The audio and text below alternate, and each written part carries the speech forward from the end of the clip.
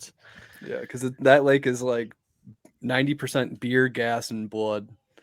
Yeah, it's like swimming in River de Pear. Yeah, River de Pear. River de Pew. Well, I guess let's not really. I guess I mean, we got some shit ahead of us. So I guess let's not wait too long to get into this. We've got fucking 2 divisions today. 3 of us. We're down a guy. And Andrew is on his honeymoon. We won't. I guess just because he's a secretive guy, we won't tell you where. But it's somewhere on Earth. Somewhere on Earth. Have a beautiful, beautiful honeymoon. I've seen pictures so far, and it doesn't look real. He's trying to find the ice wall. I'm giving it away. Sorry, Nick. He's down in Antarctica. He's looking for it. The pictures are incredible from what I've seen so far. So. He's going to be the true king of the North. Yeah, he basically state claimed to the wall. Like he is that guy now. So you guys saw that was the last of Andrew last weekend.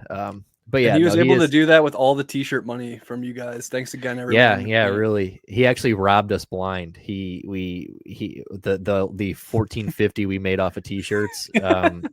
He pocketed that and he left. So that's why we're still scratch. That's why we're still here doing this show. We thought by week 15 we would be retired and we wouldn't have to do this anymore. Monetized. Yeah, it would be like it would be a choice that we do this. But I actually clocked in as I came up the stairs to get on this podcast because we still have to. We're paid hourly here, folks, and we're barely hanging on.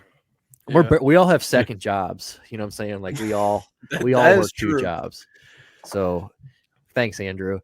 But anyway, today we're going to get into. I mean, we're going all the way west. And I'm not going to lie to you. I had to look up who the fuck was in the AFC West today because I knew the Chargers. Like, I mean, obviously, like when I look at it, I know, but like, it's just, I don't know. I make it easy, guys. I just make it real easy. It's right behind me. You want to start with the AFC West, huh? Yeah, let's do AFC. I feel like we've done AFC, NFC kind of this whole time. So let's just do, and maybe we won't spend as much time on schedules this week. We'll kind of just we won't do that to you. We won't give you a 3-hour fucking episode. We'll just kind of no promises. Yeah, no promises. 4 hours later. Yeah. But who do we want to start with? Start with the Chargers. Yeah, I'm down with the Chargers. So Chargers barely missed the playoffs last year. What was it? That game versus Oakland, where if they would have tied, they would have both gone to the playoffs. But was that the one where they got pissed off at Oakland because Oakland tried to like win the game or whatever? Yeah, and then the Raiders coach took a timeout, and he should have just let the clock run because he had like no reason to make a timeout. And then the Raiders like thought it over, and they're like, "Fuck it, I guess we're gonna try to win this thing." And yeah, that's a big kick in the nuts. But also, like, wouldn't you hate it to like have your team like not make the playoffs because 2 teams decided to fix a game and make it a tie? Like, yeah, I think it probably worked out for the best, to be honest. Yeah, that's pretty skeet. But this division I was really thinking about today, and like this is one that I don't know. Like if you ask me who is going to win this division, I don't fucking know. Like I think this has got to be the most wide open one because I mean I think there's a case to be made for all 4 of these teams winning this division. And I don't know if you guys read all that shit about Russ today, but like that report coming out that basically like went over like what led to him leaving Seattle. No, I didn't see that. What was it? So basically he blames Pete Carroll for him not winning the 2019 MVP because I'm having a hard time following this logic, but go on. So Lamar Jackson ends up winning it that year. Okay. But Lamar Jackson has a bye week. So, but if you remember, in the first 5 weeks, Russell Wilson played out of his fucking mind. It was let Russ cook at that time. Yeah, let Russ cook. So Lamar gets to their bye week, and Russ is they're in a game that's like a blowout game, and they're up 24-0. He has like 2 or 3 touchdowns in the first half, and then he comes out and only throws 6 passes in the second half because Pete Carroll just wants to run the ball. And he thought in his mind that was the time to solidify his lead over Lamar Jackson because he was not playing and Russ. So that was kind of like the turning point of the season. Russ was like, I want my Heisman moment, Pete. Yeah. Like, so this I want to stunt on these fools, please. And apparently it just got worse because he in 2020 there was Russ they start out 5-0 and then they just fall off and he throws like 7 interceptions in 2 or 3 weeks. Some people in the front office were wondering, talking, is Russ trying to win games or is he trying to win an MVP? Like, what is he trying to do here?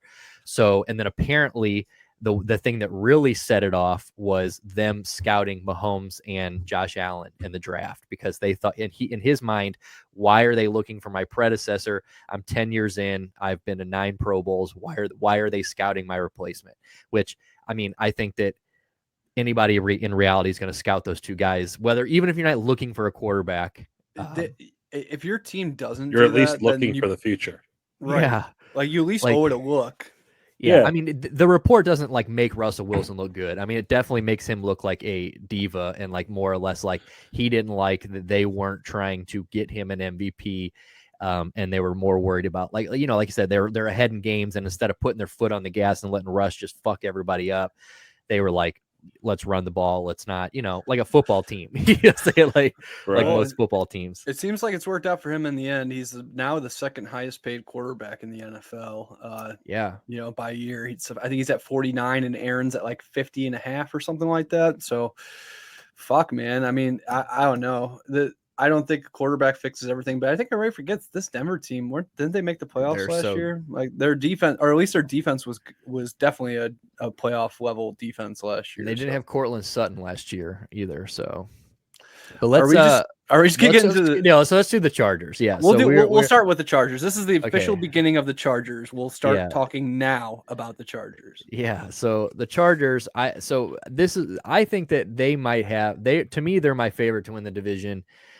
If they put it all together. I mean, if they play to if everybody stays healthy and Austin Eckler can be there all year and Justin Herbert keeps getting better, Keenan Allen, I think that, and you're hearing a lot about people like Josh Palmer.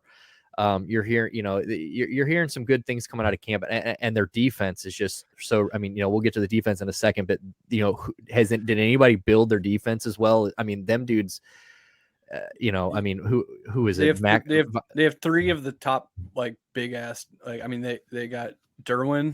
They just paid Derwin James. They got Khalil Mack, and they got Khalil Mack. That's Joey Bosa. So I mean, holy shit.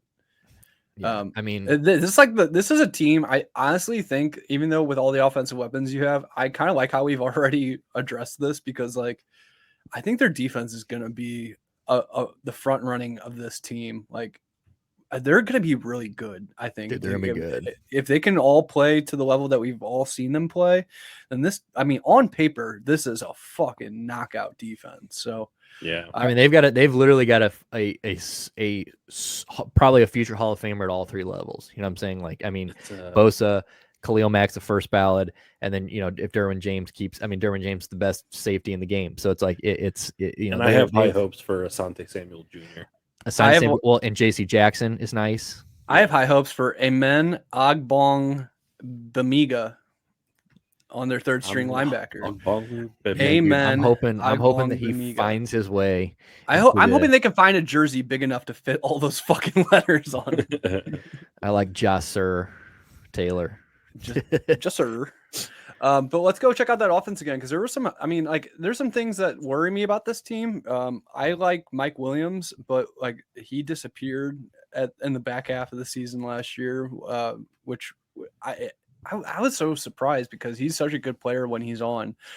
Keenan Allen's that dude. I don't think people give. He's definitely one of the more underrated, disrespected wide receivers, I think, in the NFL. Because dude, I was doing underdog drafts, and there were plenty of drafts where Mike Williams was going before Keenan Allen in drafts. So what do you think? Do you still see Keenan as the number 1? Because I do. I don't. I do. Yeah. I mean, until he's not. You know what I'm saying? Until he's proven that he's not. I mean, the guy's just a fucking target monster. I mean, right. Even though they've got Austin Eckler and dudes that and they've got a throw happy quarterback, he still is been the guy. I mean, I really also like the addition of Sony Michel. I think that's an incredible depth piece for them, because I mean, yeah, Sony's inefficient at times, but he's also an NFL running back, and he doesn't suck like Josh Kelly. So yeah, but they're very similar. So I imagine one of them is going to be better than the other, and we'll figure out that pretty fucking soon. But yeah, I mean, this is a really good team, like you guys said on paper. Herbert, third year now. Yeah, third year now. Yeah. So, well, and then they've got the greatest backup quarterback in fucking football history, Chase Daniel, who's looked really good in the preseason. Who's looked really good in preseason. And my God, if I ever need an agent, like if I can't get Sam Bradford's agent, I need Chase Daniel's agent, because he's like the one guy that just came in day one and said, I know I'm not a starting quarterback. Like I am just gonna fucking. If only he knew how much money that 2007 college football season was going to make him in his life. Like, seriously, he took Mizzou to like a top 4 finish or a top 5 finish. And like, and that was the year with the dude from Kirkwood who was an Eagle, Jeremy Maclin. Jeremy Maclin, baby. Yeah, dude. They were that was electric back in the day. And that dude has ridden a career off that one college. He was a Saint forever, right? Yes. Chase Daniel was a Saint forever. Yes, he was. Yeah, he just watched Drew Brees tear it up. He held a clipboard for old Brees for a while. That was an easy job for a decade, being Breeze's backup until it wasn't. He just fucking hung out, dude. Like, they are literally like, well, he's done really good at standing here, so we're just gonna keep re-upping him. Like, I think they just, I mean, I think he might have signed a second contract there. I don't know. I mean, I don't know if that's true, but he was there for long enough to where. Chase Daniel is Ian Book, who is like all these, like, it's like, like the Josh Rosen. It's like all these dudes are the same. It's like a factory of just like guys who are just names, like Chase Daniel white guys who can throw. Yeah, dude, perfect example. Alex Moran. He took your shitty fucking record, and he's like John Elway. He's like, he's like, fuck off, John Elway. He's like, no, he goes, he's like, hasta la vista, John Elway. Oh, yeah. Alex Moran for life. He goes, he just shit on your stupid record. He goes, Alex Moran for life.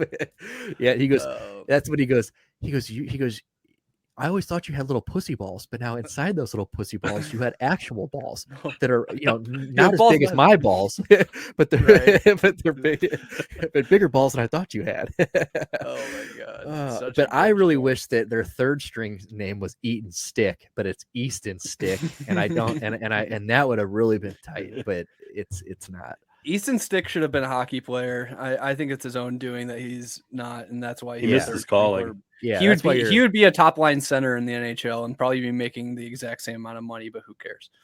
Dude, what kind of curve does he got on his twig, dude? 90.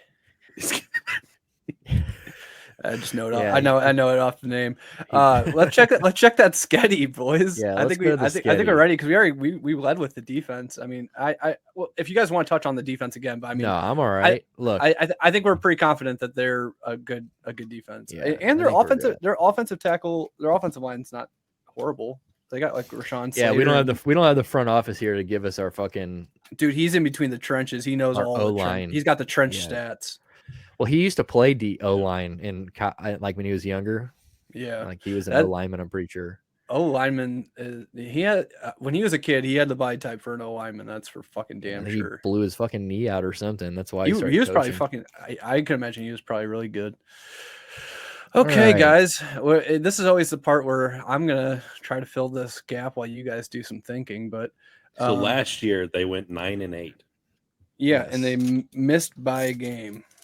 If they would have went 9-8, or if they went 9-7-1, they would have been in the playoffs. 9-8, third. That was good enough for third in the division. So I think they can improve on that. I think, yeah, and it's crazy to think though, like everybody expects, Herbert to take another step.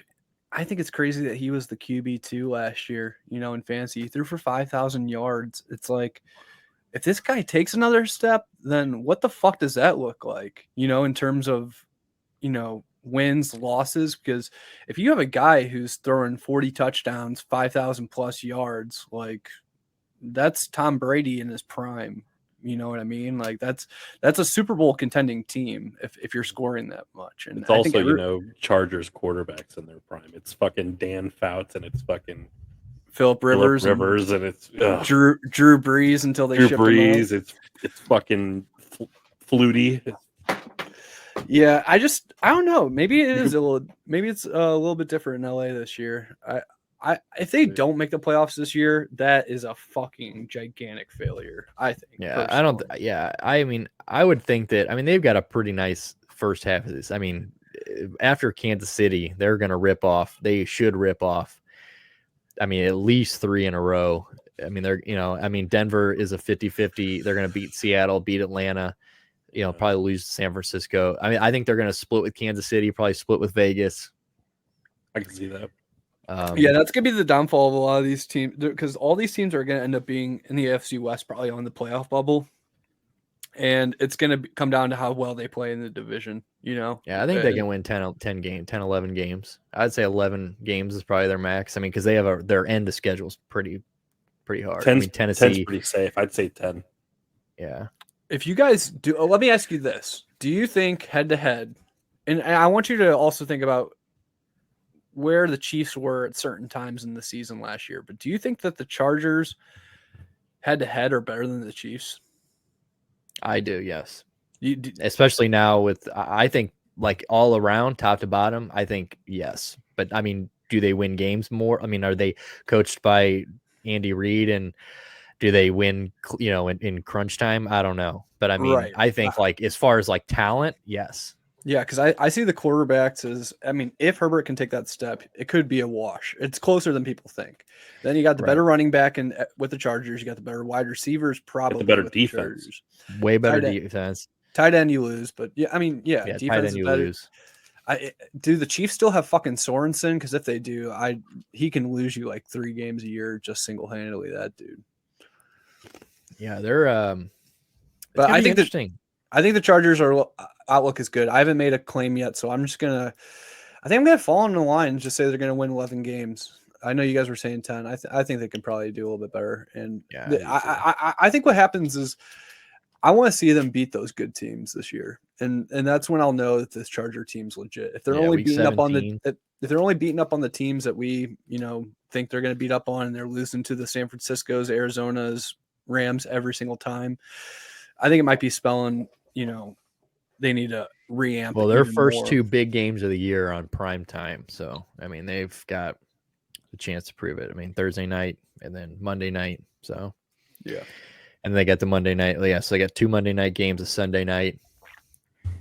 Well, I got 2 Sunday night games. I got San Francisco too. So they're expecting them to be good. I mean, look at that. Week 16 and 17, back-to-back primetime games. I mean, so they're pumping these dudes. Yeah, they're hyping them big time. So yeah, I'd say 10-11 wins is not unreasonable. I'm down with that. Who do you think has the least chance, like the smallest chance to win this division? Is it the Raiders or is it the Broncos? That's tough because I think you can make arguments for either. I agree. I think the Raiders, I think they have a better chance of being a good team this year than the Broncos do. And that's probably a spicy take. No, I don't know. Because the Raiders were good last year, all things considered. They're pretty good. And now they're adding Devontae Adams on top of it. Do we want to just get into the Raiders next? I feel like that's the Raiders. Let's just talk about the Raiders. But like this Raiders team has changed a whole lot. Head coaching changed. 2 head coaches last year after the Gruden scandal. So a lot of moving pieces. Got some great people coming back. We got Max Crosby, who's kind of put himself out as a bona fide star in this league. Derek Carr gets his former college roommate and whitewater rafting fucking buddy Devontae Adams. Did you guys hear that story that came out this week? I love when they do that. He's like, we died together. People don't know that. Well, yeah, we don't know it because you haven't told the story, Devontae. You got to tell us, dog.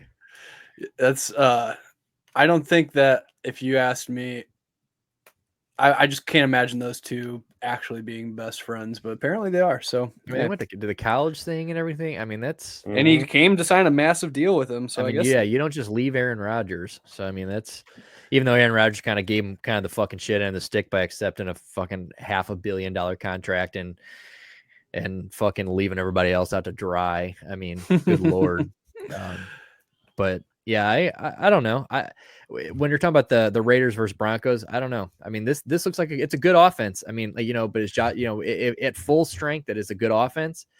I think you've got a lot of health question marks here, though, with Josh Jacobs, with Darren Waller.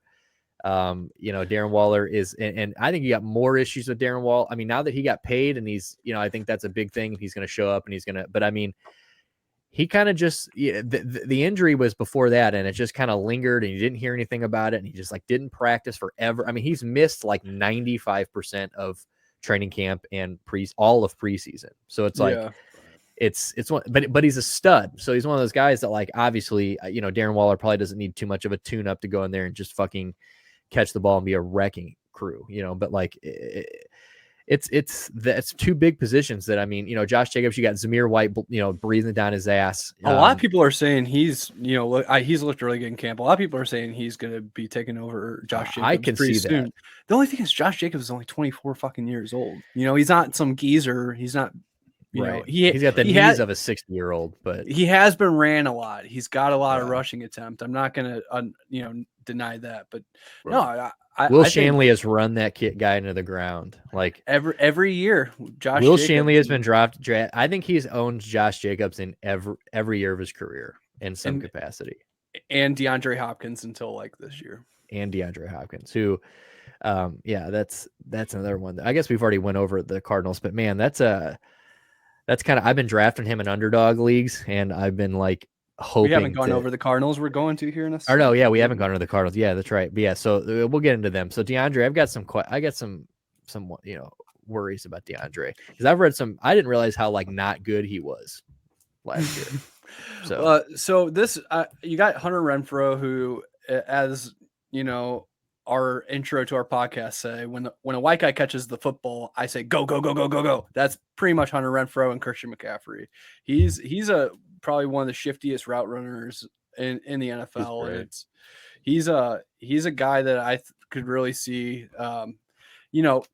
Devontae is going to get double teamed. Hunter Renfrow is going to be that guy, I think, in big moments that they're going to have to target and rely on. I wouldn't be surprised if you see him with a good amount of touchdowns this season as well. Absolutely. But let's go to that defense, because like I said, they got Max Crosby, who has been one of the best defensive ends in football. They got other than that, Nick, are you high on this defense? I don't really know. I mean, Chandler Jones is nice. He's 100 outside of the fucking year, outside of the week 1 last year. I feel like he didn't do shit. I was at that game. He got 5 or 6 sacks against the Titans. Yeah, so I mean, he literally had his year's worth of production in one game. He beat the shit out of Taylor Lewan for 4 straight quarters. I mean, they've got names. I like Denzel Perryman. I like Denzel Perryman's a dog. I like Jonathan Abrams. Obviously, he's an animal. I mean, they're Rock good Hudson. defensively. Whoa, is that Divine Diablo? That is a fucking cool ass name. That's not even funny. That's just heaven and hell. Divine and Diablo, the linebacker. That is nice. That is pretty fucking sick. Yeah, we'll see. I mean, they paid Max Crosby. Their cornerback is Rock, you son. But Rock, yeah, dude. Yeah, he's great. All these guys, man. Daniel Carson, they got a good kicker. They got a good kicker. I like Daniel Carson. They Hunter Renfrow fucking punt returning, which I do remember him doing that last year. He's got some legs, dude. A lot of people are talking about Amir Abdullah. I don't understand a James White kind of player, because this is a new, what's the fucking guy's name? Offensive Daniels coordinator. Daniels. Yeah. He's the new coach of the team. And did I say Marty Daniels? That's Blue Mountain State. No, but yeah, they have a new coach this year, and is he going to try to replicate that New England system? I don't know. I don't really think that that's going to be applicable to the talents of this team. I don't think that they're going to want to throw the ball a lot more, and probably than they were in the at least previous season. Now they got Devontae and all the weapons. So yeah, I would. Amir Abdullah has been in the league for 6 years, because So I mean, it's possible, but I keep reading that, and I read some guy today that I follow for fantasy advice, and he's like, I have Amir Abdul and is on my RB2 in so many leagues, and I'm like, bro, you're out of your fucking mind. Like you are not. Like it almost like makes me not want to take your advice, because I'm like, I don't know where this is coming from. I mean, like he could, but like 6 years, I feel like we would have seen something. He's in a 32-man league. With that as an RB2. Yeah, I have no idea, but schedule wise, I actually looked at their schedule today, because I have Eckler and I have Josh. I've been doing underdog like a crackhead, and I was looking at, and I own quite a bit of Chargers, and they've Raiders? Got a tough schedule. Raiders, and I think that they got our tough schedule, dude. I mean, Los Angeles, Arizona, Tennessee, Denver, Kansas City. Like, you could lose all of those. I mean, I don't think they're going to, but I mean, Tennessee is probably the most winnable game there. I would assume maybe Arizona. I think we talked about Arizona earlier, like in the group chat. Like, you never know. I mean, they're either going to be a world beater or Kyler Murray disappears. Yeah, that's a lot of hard games on the road too. Like they have a very road not friendly schedule, because you're going into LA, you're going into Tennessee, you're going into Kansas City, into New Orleans. It's like some of these games you could win, but you're on the road, like they're big games. And they sucked on the road last year. Yeah, and they're gonna go face the Rams, like all these hard teams. None of the hard. No, they get to beat up on some teams at home, but they're not like. I mean, not really though. Shit. Pittsburgh in December on a Sunday night or Saturday night, Christmas Eve. I mean, like that's a bitch, man. I mean, that's. I mean, and you got to think about it. And you're coming. Well, I guess they're in New England, or they're not in New England. I was gonna say if they were in New England and Pittsburgh back-to-back weeks, I was gonna say that's kind of that'd be a tough stretch. If it's a snowy Christmas Eve in Pittsburgh, they're fucked. They're fucked. Especially if they're in a dome now. What's going to be so hard for both of the divisions we're talking about today is that they fucking play each other this year. And they're two of the most stacked, talent-loaded divisions, of recent memory. And so these records might be looking really fucking even, between AFC West and NFC West, because of how many games they have to play against each other and just like the talent level. And I don't know. There could be some surprises, and I don't know which division's better. They're both fucking good. So I'm looking forward to some of these matchups are going to be pretty fucking sweet. Like, I'm definitely looking forward to like the Raiders going out and playing San Francisco and Arizona. Like those are going to be some pretty sweet games. So, what do you got? What do you guys got for a record? Are you thinking they're improving on last year? They're staying the course, or 10-7 is a tall order for this season. Yeah, I do not think they're going to win 10 games this year. I would say 9-8 is my. Like maybe 9-8. I mean, one of these teams is going to have to be. They have to take a step back. And to me, when we get into the Denver side, I think that Denver has a better chance at being good. To be honest. Wow. Yeah. So, see, I said the opposite. So right. I'm going to go ahead and say that this team is probably like a 10-7 team. I could see that. I think a lack of depth. On this team and coaching is going to be their fault. And so if they do take a step back, I'll say 8 wins. I mean, I could say 8 or 9 wins. I could see 8 wins. I'll say 8. Really do. Yeah. So we're 8, 9, 10. So we're kind of expecting something similar. Yeah. So with some breaks, going the other way. So, all right. So let's just get right into Denver then, because I think that Denver, I mean, obviously we'll end with the Chiefs just because they fucking earned it. But the Broncos, I think that they are going to. I think they're not as good as the Raiders in some places, like wide receiver, obviously. But I do think they're really good at wide receiver, and I think that last year they didn't have Cortland Sutton, so they were kind of relying on. And I don't even think Jerry Jeudy was there some of the year either. I think I had Jerry Jeudy. Dude, he was a ghost last year. Yeah, I mean, not that anybody could pass the ball to him, but right. But but you've got. I mean, Javonte Williams, which I think we all expect to take a pretty giant leap forward, is as long as they give him the opportunities, which everything that they've said, and even Melvin Gordon is coming out and saying like, this is the Chiefs too. Yeah, we're on the Chiefs. Oh, Beg my pardon. But Javonte Williams and Melvin Gordon, that's a damn good 1-2 punch. I mean, Melvin Gordon is getting up there, but I think that's a good guy to have on third down, a good guy to have on goal line situations. That's if I was a Javonte owner, I would be thinking I'm pretty much in the same place I was last year, to be honest. Like I can see him taking more snaps and getting better. Still splitting a lot though. He's going to be on the field more because the offense is going to be better. Don't get me wrong, but I think Melvin Gordon's going to play. He's going to play a lot. Like Melvin Gordon's still going to get the ball. Like he's a great football player, and you don't just stop. I mean, he should get less carries because he put that video up of him making cuts in Timberlands, and like no one gave a fuck. it didn't prove anything. But he's a damn good running back, and it's a great running back too. I mean, last year I think he proved that. So, Javonte Williams is going to be good, but I think Cortland Sutton, Jerry Jeudy, I think that's a good one. And Tim Patrick. Well, Tim Patrick's out, right? He tore his ACL. So what do they got? KJ Hamler or something? KJ Hamler. And then Albert O. I'm not going to try to say his name. I know he's the Mizzou guy. Pepper can say it perfectly. He's not here. It rolls out. I mean, it's like sex when Andrew says that his name. I mean, it is like roll.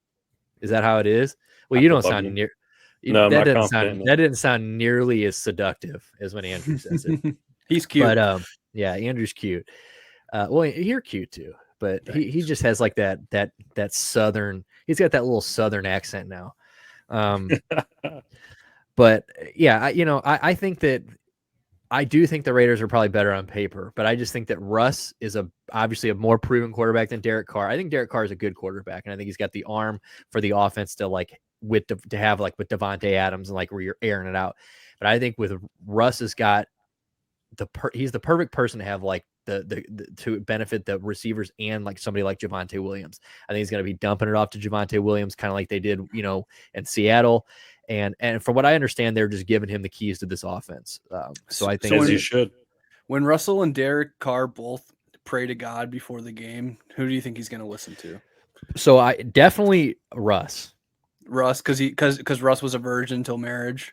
Yeah, and he kept Tyler Lockett a virgin until marriage. So like he was doing God's. He is the better Christian. He is the better Christian, bro. I mean, go to fucking his Twitter. Like just today, I woke up this morning and the first thing I saw was thank Jesus for another day, or some shit. And it was Russell Wilson. I'm like, dude, his feet aren't even on the ground yet, and he's thank Jesus. So, dude, everybody's talking about that fucking cringy ass huddle he did on Monday Night Football with nobody around. Let's ride, dude. Oh yeah, yeah. Remember when he was like doing the fake calls and shit? Yeah, like that, yeah. Dude. He was fucking doing angels in the outfield shit in his mind, dude. He was like tossing it to fuck. Yeah, they were all there. He had a whole squad there with him. You just couldn't see him. Yeah, Junior say I was blocking, fucking throwing, fucking. Dude, he just had the greatest of greats back there. Oh my god. Something Derek Carr won't ever experience. Because he's going to hell. No, because he's going to hell. Yeah, if Devontae Adams doesn't have double-digit touchdowns this year, Derek Carr might go to hell. No, his brother's definitely going to hell though. God David God Carr. hates that Carr brother. Yeah, dude. Well, he's on TV now, isn't he? Wasn't he? Yeah, he's going to hell. He sucks on TV. Yeah, I'm not even talking about not even his football career. I feel bad for his football career, but he sucks on television. He's going to hell. Technically, Stu, he's going to hell because of the things he had to do to get on television. When you're a shitty quarterback like that, you have to. There's a lot of fucking under the desk dick you're having to suck to get. He sold his soul to Mickey Mouse, dude. Yeah, he did play. He played in a Super Bowl though, didn't he? He was a backup for the Giants. Yeah. Oh shit, you're right. Well, and who was it Shaw? Who was when Houston went there? Or no, Houston didn't go. That was in Houston. I'm thinking of. Yeah, Texans have never won a conference. Yeah, title. No, yeah. David Carr was a backup for. He was the backup after the hefty lefty. Dude, fucking put some respect on him, okay? But fucking, this defense was really good last year, wasn't it? I thought don't they have like some sick ass corners on this shit? Stu, give me a scroll down so I don't sound stupid. Well, for Pat they got Pat Surtain Jr. Yeah, and they got Justin Simmons, who's fucking a pretty sick ass lockdown safety. Yeah, I don't want to hear about Ronald Darby because he's not good. Bradley Chubb. Bradley Chubb's nice. I remember wishing we took him over Nick Chubb back in the day. I think all of Cleveland wanted that, and thank God we didn't. Randy Gregory, who pulled the switch on Dallas, told them get the fuck out of there. But other than that, I mean, they're not, I don't know. They don't really look as impressive as maybe some of the other flashy, teams. But they were stout last year. Yeah, dude. Remember that game they had versus Dallas last year where they just fucking humiliated them? Like Denver was fucking just eating them alive on D. Yeah, they can play really high level football. Yeah, I think this defense is good enough to complement the offense, but I do think that this is a team that's going to need. I think the offense is obviously going to carry more of this team, but I think that this team, Pat Surtain, though, like I said, he was all defensive player or defensive rookie of the year, or could have been defensive rookie of the year. I think he got hurt last year.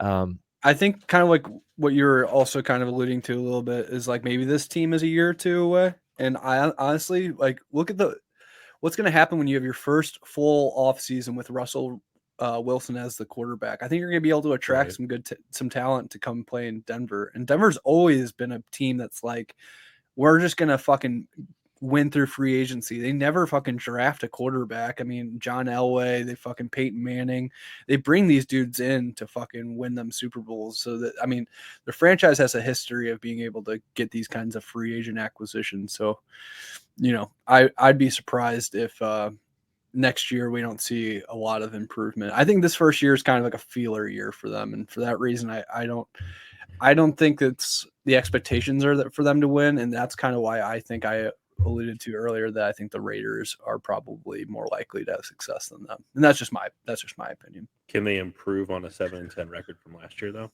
Probably. Oh, absolutely. Yeah, I think so. but I think schedule. We never got to. I think it breaks them. Like I think they have about the same outlook as the Raiders. Like the possibility of outcomes are pretty much what I think are similar. But they do have a good chance to fucking win a game against the NFC West right out the gate in fucking Seattle, and that'll be an emotional. That'll be that's pretty. I mean, that's gonna be a crazy atmosphere for Monday Night Football. Russell Wilson at Seattle. Obviously, they're gonna cheer for him at the beginning, but then it's gonna be. There's too many of these fucking primetime games of quarterbacks playing their former team, like right there. It goes back to my point. The Deshaun Watson suspension was a fucking joke. So let's let him come back to the city we don't want him in. But yeah, they're going to start 2-0. And they actually, ESPN or somebody put up a poll earlier, and fans are apparently more excited for Baker playing the Browns than Seattle and Russ, which kind of was surprising to me. I guess maybe there's just more bad blood there. I don't know. But you would think that Russ Seattle would be. I mean, I feel like this is kind of fucked up to do to Russ, to be honest with you. I think they could have maybe not done this to him week 1, maybe like week 3 or 4. And I don't know. Maybe it is good to just get it out of the way. But yeah, I think that this is kind of. There's too many of these this year. There should be 3 or 4 of these. There was enough dick sucking of Russell Wilson last year during that fucking, he's going to come back from the hand surgery early. And everybody was like, oh, Russ is so great, yada, yada. It's just like, I'm fucking tired of it, to be honest. Like, I'm tired of hearing about Russell Wilson. Like, he hasn't scored a fucking touchdown in a playoff game since 2014. All those games they fucking won, or the couple games they won, they didn't score fucking touchdowns. My next question though is when was the last time Derek Carr threw a touchdown in the playoffs? Good point. Yeah, fair. I mean, that's fair. That would be my follow-up point. That would be, I mean, definitely, he's definitely got the better team. I mean, I definitely think he's got the better offense. But what I think too is that like this fucking this dick sucking fest that's gonna happen on Monday night. Though. I'm with you. It's gonna be so goddamn cringy. I'm with you on the Russell thing being like a little too much, but like it's like he's at least got one. You know what I'm saying? Like he's been there. True. Derek Carr's been like praying that they get him some sort of fucking help. So like we finally got the boys some help. I'm with you. Like I said, I think he is the perfect guy to lead a like throw happy offense. I would like to see the Raiders be better than the Denver Broncos. I mean, I don't like the NFL's Denver. Just more fun when the Raiders are good. And I don't fucking care about the Broncos. I think John Elway's a fuck. I liked when Peyton Manning was there because I'm a Peyton stan. Peyton opened up the season with 7 fucking touchdown passes was one of the hard. I mean, it was the dopest thing until Big Dick Nick Foles did it, which was cooler. But just because you don't expect that. I mean, when you go to the NFL Hall of Fame and there's a case and his jersey is in a case with Peyton Manning's, like, come on, like that's pretty great. But I would like the Raiders to be better. I hope they are. But I just think Denver, like, I think they have a better schedule too. I think that like this first half for the bye, I mean, you're getting Houston, Seattle, the Jets, Jacksonville. These are all winnable games. I mean, you go back to the first half of, you go back to the first half of that Raider, and it could just come down to schedule strength of who is the better team here, honestly. Just because, dude, that fucking Raiders first half was like, I mean, it's like all playoff teams first 4 weeks. What do you think the chances that Courtland Sutton has a top 10 wide receiver year this year? High. Top 10? So that was where I'm going to get to. Pepper and I was already high on Courtland Sutton, and Andrew has got me even higher on him. I think that he is going to, and like all we've read, I mean, because we've got him in our league, so we've been following this, but like he is like apparently like leaps and bounds the favorite of Russell Wilson. Like he's a big body guy. He can go up and get the ball. Right. But I think when people like maybe who don't know too much, you hear Jerry Jeudy and you just assume, he's the kind of the flashy name. But I think Courtland Sutton's going to have a huge year. I really do. Top 10, maybe not, but it's possible. Do you think they operate in a similar way where like Courtland Sutton is the kind of like the DK Metcalf, big body possession guy, whereas Jerry Jeudy could be the Tyler Lockett burner, beat him out outside kind of guy? Possibly. But I almost could see it being like the target share being reversed almost though. Like I can almost see like where Sutton's the Randy Moss guy. Yes. Where I think that, where he's the big body burning and he's going to get more, and Jerry Judy's going to see like he's going to have some dud weeks, but he's going to have some big boy weeks where he's going to be the Chris Carter. Yeah, right. Tyler Lockett, you look at Tyler Lockett and, more times than not, he's just consistent across the board. Like you always, as DK, I've owned DK twice in the past in our Yahoo league. And it's just like, it's so frustrating on those weeks because you're just like, DK Metcalf, you look at the two and you're like, DK Metcalf isn't human. He is he's a machine. He is a different just specimen than Tyler Lockett. But, you can't, when you watch the game plan and how they kind of ran the offense, it's like, it's Tyler Lockett offense. So I don't know. We'll see. But I think Courtland's going to be nasty. How many wins you got, did you say, for this team? Same amount? Like 9, 10? Do you think they're a double-digit win team? I think they're going to win double digits. Let me see. I didn't really count, but I think I'd say they're probably a 10-7 team. I think that Russ makes them a wild card contender, and I just think with the strength of this division, I think it's gonna be hard for them to win a lot of these division games, and for that reason, I'd say they're probably close to 50-50 with a positive upside. So 10-7, I feel comfortable. I can see 10-7. I can see 10-7, and I can see I would say their ceiling is 11 wins. I can see it just because like I said, you got these Carolinas and I don't know. I mean, but they do got some bangers in there. I mean, Kansas City twice in 3-4 weeks. That's not easy. Like the second half of their schedule is definitely going to tell a lot about Denver going into the playoffs if they get there. So yeah. Well, that's the AFC West. Done. 45 minutes. Let's fucking go. 45 minutes. We're not talking about the Chiefs. No, we are gonna talk about the Chiefs. So fuck, I knew we forgot something. Well, we don't have to talk too much about the Chiefs. What is there to say about the Chiefs that hasn't already been said? We'll pull them up. We'll look at them real quick. They've basically ran the fucking AFC for the last 4 years. Patrick Mahomes. They lost Tyreek Hill and replaced him with some rookies and Juju Smith-Schuster, who I think is also going to have a sneaky kind of good year. I think he's going to be Juju Smith-Schuster. Yeah, I think old TikTok star Juju is going to be. Dude, him and Pat Mahomes' brother is going to be doing fucking TikToks on the sidelines constantly. Jackson Mahomes.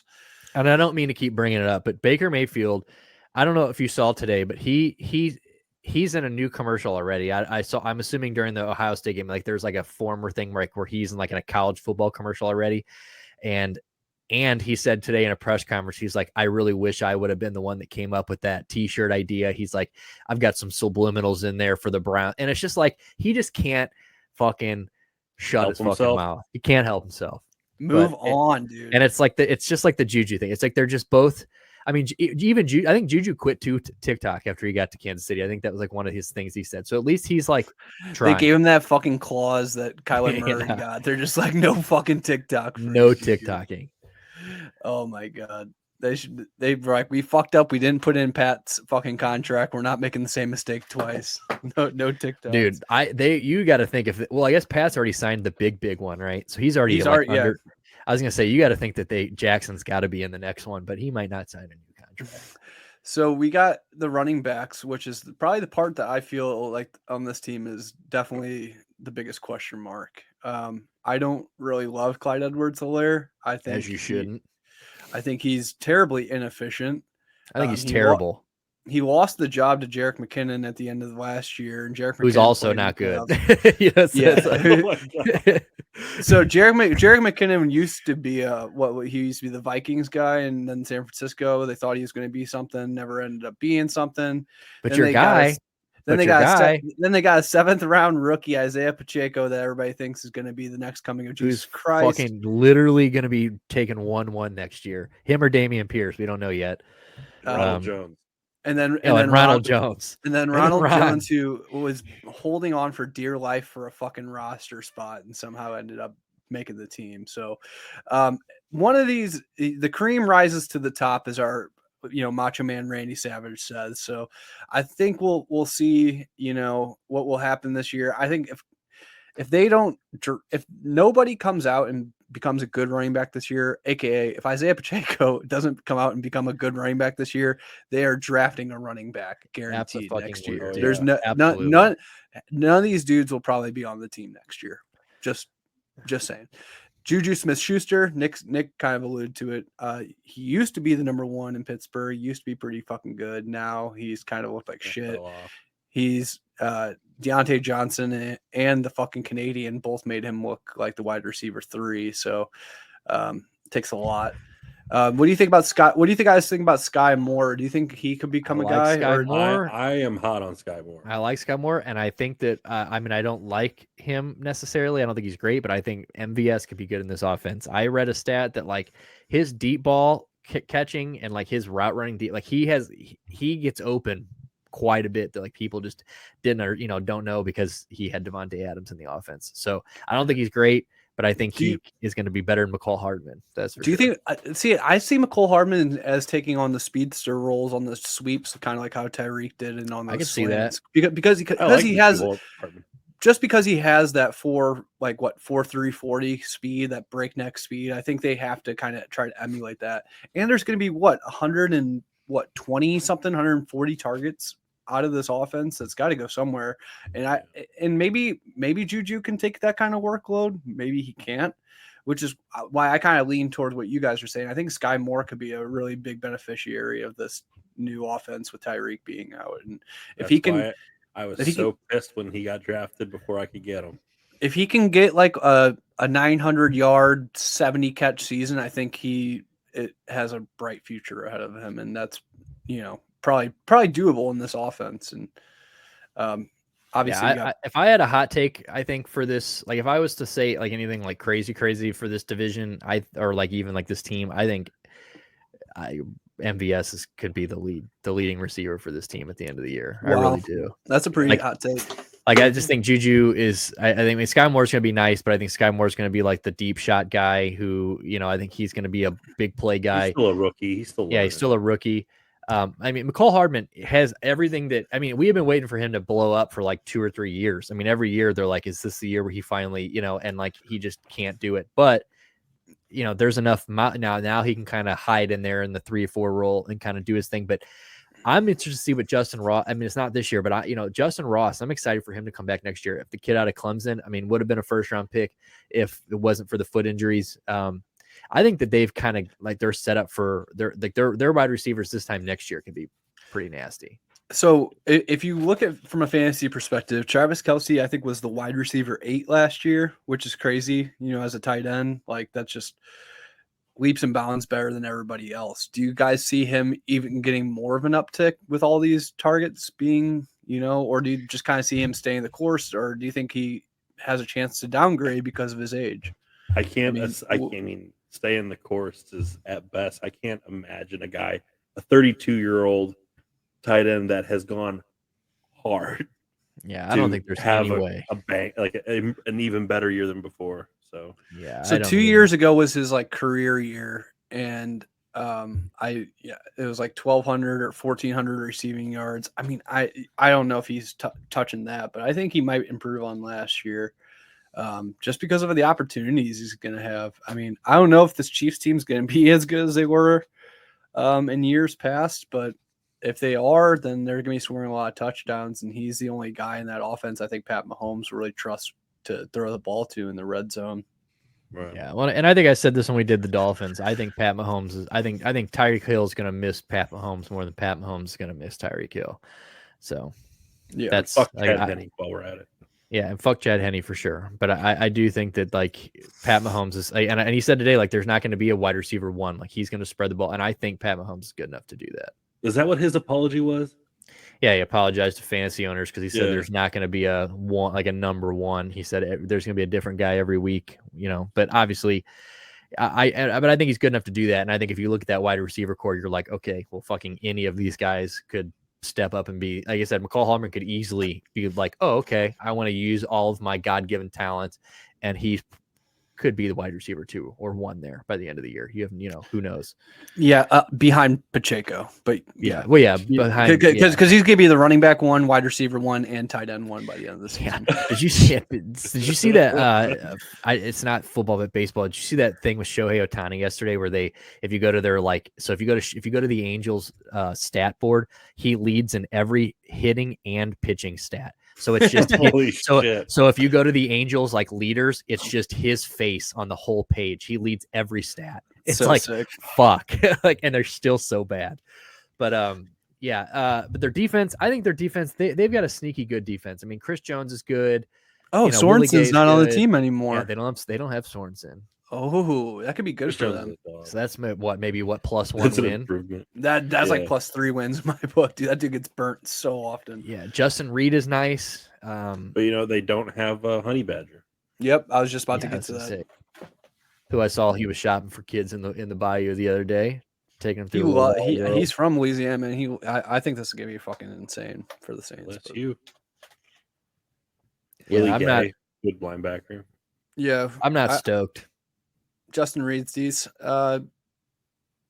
It's more the same. I mean, Chris George, Frank Clark, it's all right. Here's what's going to happen is that their defensive line is going to suck again, and they're just not going to be able to pressure the quarterback. And on the left side, do you know that like last year, like they had some fucking stinkers. They lost to like this Titans, like by 30 points or some shit. They went through a stretch last year where the Chiefs did not look like the Chiefs. If that happens this season and they can't fucking get their feet underneath them, this defense is bad enough to where they can lose you some games. And that offense is missing weapons that were, from last year. I don't know, man. This Chiefs team might not be as good as they have been in the past. Step back. So do you think they lose or win or lose? Do you think they win the division, or do you think they come in second in the division? They're coming in second. I think I agree with you. I think this is the Chargers division, at least on paper. They're 12-5 last year. They're not winning 12 games this year. Nope. I'm with you. I think the Chargers. I think if the Chargers can just put it together, I think they are just such a force. They are so scary. Right. Justin Herbert is so nasty, dude. And he's got like boyish acne and shit still. Like, and he's got like he hasn't even fully matured yet. He's gonna grow. He's gonna grow like 3 inches still. I saw a photo of him and I'm like, oh my god, you finally kind of look like an adult. Oh, he's clearing up a little bit. A little bit. I saw a recent Somebody photo got him some Accutane. He kind of looks like a man. Yeah, they're like, God damn, they're like, listen, He grew Justin, his first. if you're gonna be the face of our thing, you've got to get rid of the pepperoni, dude. You got to get rid of it. Got him on that Clearasil fucking. That's right. Yeah, well, it wasn't Proactive because Proactive just made your shit worse, dude. What a scam Proactive was. Yeah, fuck Proactive. Pop Culture Rehab is anti-proactive. If you're listening, Jessica Simpson, if you're listening, I got beef, you, bitch. Fuck you, chicken. And your lip singing sister. Your lip singing, yeah. On a Monday, I'm waiting. On a Tuesday, you both still fucking suck. So like, it is what it roasted, is. Bitch. Boom roasted. Okay, so to Kansas City's sketty.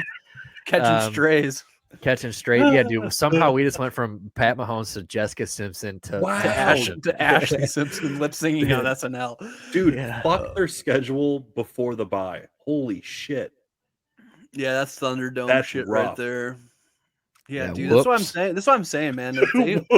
They might not, yeah, dude. They might not be fucking hot, dude.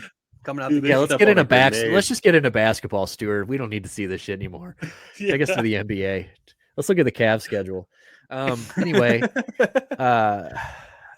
yeah, dude, that's a bitch. Man. I mean, even after the, I mean, dude, Tennessee, Cincinnati, Tennessee whooped your ass last year. Who knows what Jacksonville's going to be? Chargers might beat you twice this year. Rams might beat you. Bengals might beat you. If Russ is in Denver, he might be cooking. Who knows? Fucking, he might beat you. It's just like, fuck, man. I don't know if this team's going to be that division winner. I can't see them winning the division this year. Dude, no way. This is fucked. No way. Especially with that hard ass NFC West. Like, I think they could lose a lot of fucking games too. Dude, because that's a division, and that's a division with some smart fucking coaching. And like, it's just, I don't know. I can't see them making them. Yeah. 9 now they're gonna win like 14 games, and we're just gonna be like the one group of idiots that like doubted this team. But like, because Andy Reid, I always have a soft spot for Andy, but I'm with you. I don't think they're gonna be as good. I mean, they're definitely gonna finish second. I would take a spicy take on this. I'd say they might not finish second. I think they might finish third in this division. 9-8. 9-8 is my call. Because if they finish 9-8, that'd be fucking crazy. If they finish 9-8 and I got the Raiders and the fucking Broncos at 10-7 essentially, then they're gonna be last place in this division. And I'm in Chiefs fucking kingdom here, so I would love to see them go Red Kingdom. If the Chiefs go 9-8 and the Jaguars win 9 games and the Ravens go 12-5, I will tattoo Doug Peterson's face like on my chest. Like, I'll get a chest tattoo of Doug Peterson. Week like, 10, let's go Jacksonville. Like, I will get a big old Philly. I will get the entire Philly special play tattooed across my chest. I'll get Jackson Duvall, their mascot, on my ball sack if that happens. Dude, I swear to God, I will. Like, I will go nuts. That'd be crazy. But now can we say it? I guess now we can end it. Let's put a stamp on the fucking AFC. We're done with together. this fucking division. Let's go. We're done with this conference. Get us the fuck out of the AFC. Swap. Boom. Transition. Easy peasy. Look at that. You should have thrown the St. Louis Rams back there, dude. You should have threw the St. Louis Ram back there. Yeah, well, they just got best jersey. They voted on Twitter, like some like NBC or something, like one of the big people. They did like best jersey in football, and it was the UK. They did the UK people, and they voted the Rams as their favorite. Bro, they don't even want to come see you. Yeah, okay? What the fuck? You have a team, the Jacksonville Jaguars. Yeah, they're not even that good. The Rams helmet rules. Yeah, the helmet's sick. Yeah, the color scheme is still dope too. You want to start with the Rams? It just looks really stupid with a big fucking LA on it instead of it looks big. Yeah, big dumb. Let's go Seattle. All right, let's get it out of the way. QB1 of this division probably on this team. I'd say there was strongest jaw in football. Geno Smith. If there was ever a off season for Pete Carroll to retire, this should have been it. Now we get to see him go out with a whimper. Dude, he's gonna be on the sideline chewing gum till his fucking jaw falls off. That guy's not fucking going anywhere. Dude, he was like participating in practice last week. He was rolling out with the football. I wish somebody had sacked his ass. You know how funny it would have been if somebody just put all lit him up, laid him the fuck out. Somebody had to do it. Like it was kind of like just like they're like, who's gonna do it? Who's gonna take out Pete? Ain't Bobby Wagner.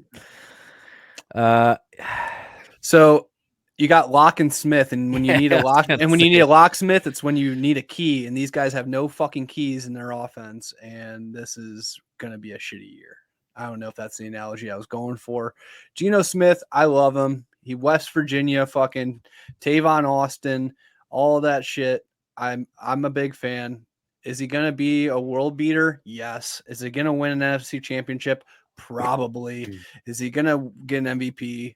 I don't know, but well, what are the odds on Geno getting MVP? He's got to be. It's got to be top 3, dude. 5. He's probably looking at like what? Honestly, if we were being dead ass, I think he's probably like a 5,000 to 1 shot. Dude, I mean, just talk about a fucking weekly parlay. If you do, let's just bet on Geno and fucking Drew Lock, one of those two win an MVP, and we're pretty much guaranteed money at the end of the year. Dude, whatever. Like Drew Lock looked so cool when he was singing Young Jeezy on the sideline and being fucking literally the highlight of his career. And then everything since then has just been shit. Yeah, just dog shit. So they got running backs. This team's actually got running backs. Kenneth Walker could be a guy. He's a high draft pick. Rashad Penny is looked really good, but he can't stay healthy to save. Well, that's what I was gonna say. And then the guy we're talking about's already hurt. It's like Kenneth Walker's already, and they don't even know like what's going on. He's got like a problem that like might linger apparently, from what I was reading. You guys know what his issue is, don't you? Is it a hernia, rectal hernia? Is that what he has? He has a rectal sports hernia, dude. Yeah. He's got like a fucking huge throbbing thing in his. So like it's like a hemorrhoid on steroids. Yeah. So like, and I read that like the recovery time for the procedure is like 3 to 4 weeks just from the procedure. So it's like, they're taking off asshole. You know what I'm saying? Like they are taking out a chunk of Kenneth Walker's asshole. Like it is not going to be fun for him. And then like, dude, is he gonna just show up and put on? So you know how it's fun. Like it's like when you hear injuries like rectal sports hernia, you're like, what the fuck? Like, what the hell is this? Or what? But like, it's funny because when they get posted on Reddit, it's like, obviously there's people who have had similar things. Kenneth Walker isn't the first person to have one of these, a rectal hernia. So like, you see these comments from just like average Joes like you and me who are like trying to give an actual timetable based off of their own experience. And it's so fucking funny because like all these guys, and obviously these guys are probably like out of shape non-athletes, but they're like, dude, I couldn't walk for fucking like 3 months. How the fuck is this guy going to play football in the NFL? He's like, I had to sit on a ring for like 2 months just to even adapt my asshole dry for 6 months. You imagine that first just to not cry surgery. when I sat on the toilet. You know what I mean? That first solid shit where you're being so careful because you just don't want to hear a fucking stitch pop. You've just been eating nothing but Taco Bell and avoiding Fiber One bars for the last like 3 months just because it's the only thing that doesn't. Yeah, I mean, how does he keep fucking weight on if he's got to probably go soft? Well, that's the thing. Like, you gotta think that there's going to be like that, like the recovery part. Like, dude, he's eating so much. He's just taking pudding and protein powder and just fucking eating that shit. Yeah. Yeah, that's going to be, I mean, who knows? I mean, but like you said, healthy, they're good. Rashad Penny is good when healthy. Travis Homer, fuck Travis Homer and DJ Dallas, you don't care. But Tyler Lockett and DK Metcalf, and I didn't even know Marquise Goodwin was still in the league. That is interesting. I've never heard of D. Eskridge either. So, we know D. Eskridge. What's he? Yeah, he's solid. He played very well last year. Jack? Nope. Oh, okay. I was like, wait, am I the only one? No, I think he was probably like the wide receiver 5 last year for that team, probably. I thought you were gonna say in football. You're like, dude, you don't know D. Eskridge, you fucking idiot. Do you know D's nuts, dude? Yeah, bam, I know him. Boom, roasted. Noah Fant. So this is just sad. I like Noah Fant coming back on that trade for them at least. I mean, they didn't get another guy that I feel like can't stay healthy. What did they get back in the Russ trade? Noah Fant and some firsts or some draft picks. We'll see. But this Seattle team, I don't think anybody's fooling themselves. They're going to be the worst team in this division. I just don't think the talent's there. It smells rebuild, and I think kind of like what we were saying with the Chiefs and the running back situation, this is a team that's going to easily draft a quarterback next year, and they're going to probably get a fucking good one because they'll probably be a pretty shitty team. So Russell Wilson for a steal.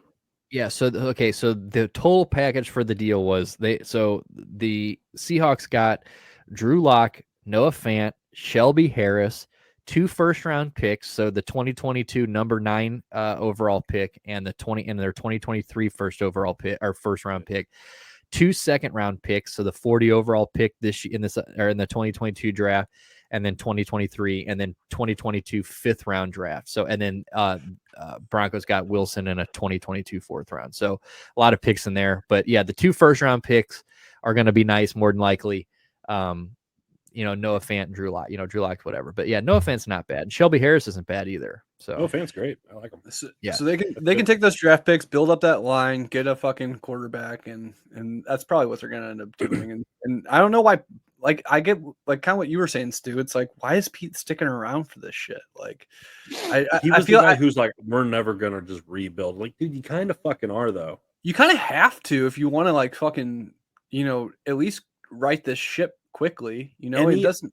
Any other team, I think, would have dumped DK Metcalf, maybe Lockett, and then gone into full rebuild. So I think it's almost didn't they extend Metcalf this offseason? So they extended Metcalf, but a lot of people thought the Eagles were going to get him before the AJ Brown deal was done. That was kind of like, because he was one of those names that they passed over in the past. There were rumors about DK going to the Cleveland Browns. And DK, there were rumors all over the place, but then they end up extending him. I'm pretty sure. But I think any other team would have fucking unloaded him and like done full rebuild. But I think out of just Pete Carroll's stubbornness, they stuck around.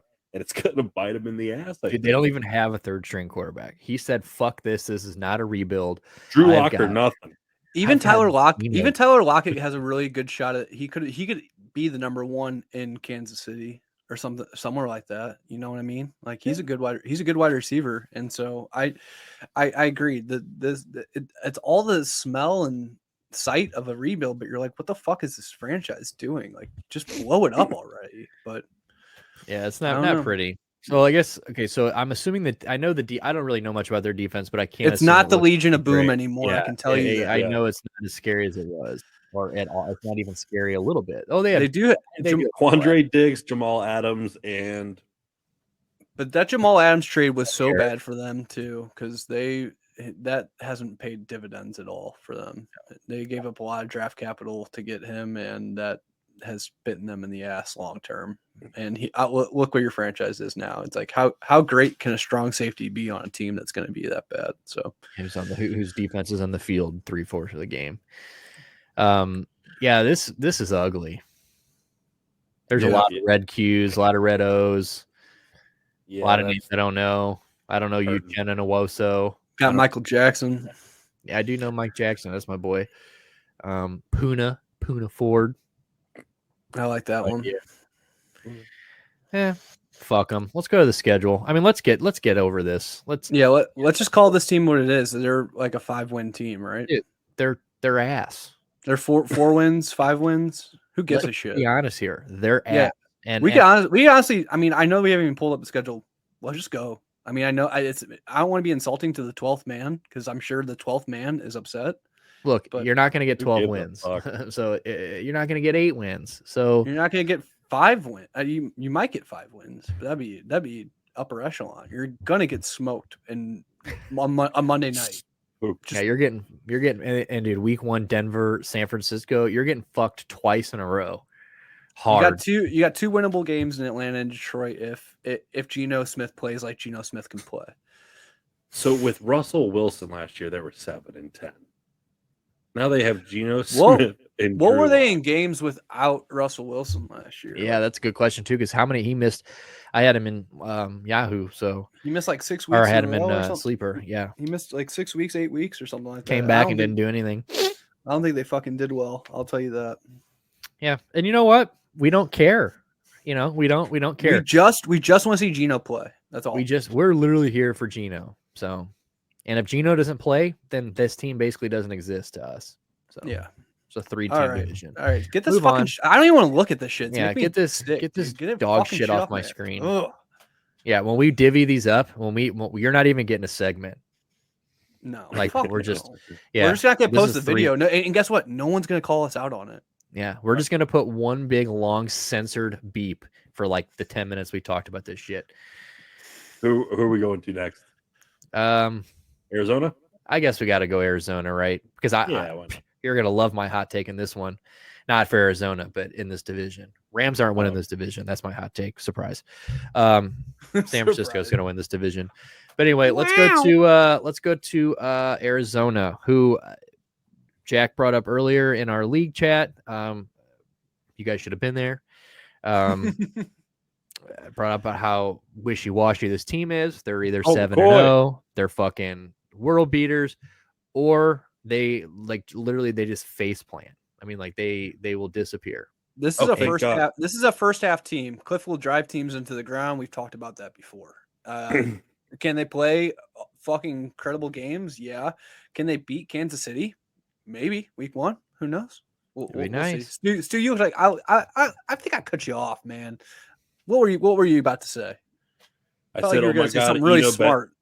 I was just stoked that Eno Benjamin was second on the running back depth chart. His sleeper running back for the year. See, I'm not as high as Eno Benjamin just because Darrell Williams was like the running back 17 last year or something like that. He's good when he can play and gets opportunities. I mean, I know that they say, surpassed him or they're like 2A and 2B, but yeah, I don't know. We'll see. Benjamin's looked very good in preseason. So what do you guys think about Kyler Murray? He's had flashes of brilliance. He's also looked like an idiot throwing pick sixes from his own end zone. Get off the Xbox, Kyler. Get up. Yeah. Get out of the lobby. Not one more game. So did you guys? so somebody was like making a joke, but I'm actually thinking about gearing my bets towards this. So when the new Call of Duty drops in November, I'm going to fade the Cardinals. I'm with it. Instinctually. Yeah, just fade the Cardinals once the new COD comes out. Dude. And really fade them on double XP weekends. So like that he really dipped last year. Like I sent it to Adele when it came out, but yeah, he dipped even harder on double XP weekends, which is incredible. Like it's amazing. But I think this team is. I think they're good. I think that Marquise Brown was a damn good addition. I think he's going to be better in this offense than he was in with Lamar. Just because I think Kyler's probably a better thrower than Lamar. I'm really high on Marquise Brown too. I think he's a lock for 1,000+ receiving yards this 100%. year. I think he's bloom there. Yeah, he is going to get 1,000 yards for sure. I think even when DeAndre Hopkins comes back, I think it's going to be one of those things where DeAndre is still the big play. You're going to take shots at DeAndre. You're going to look for him in the end zone. But I think Marquise Brown's probably still going to get the value. Yeah. James Conner, we just saw last year. If he can stay fucking healthy, the guy he's really good. I don't like to admit it.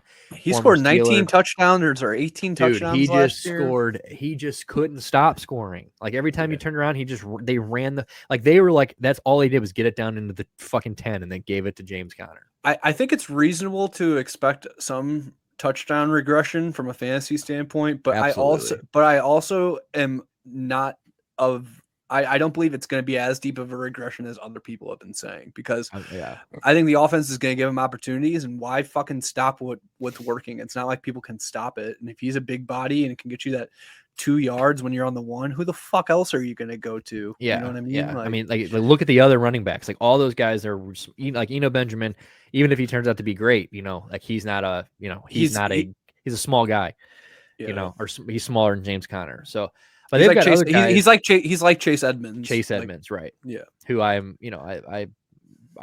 grown to like a lot over the last couple weeks. Like I like his situation a little bit more, even though Raheem Mostert is breathing down his ass.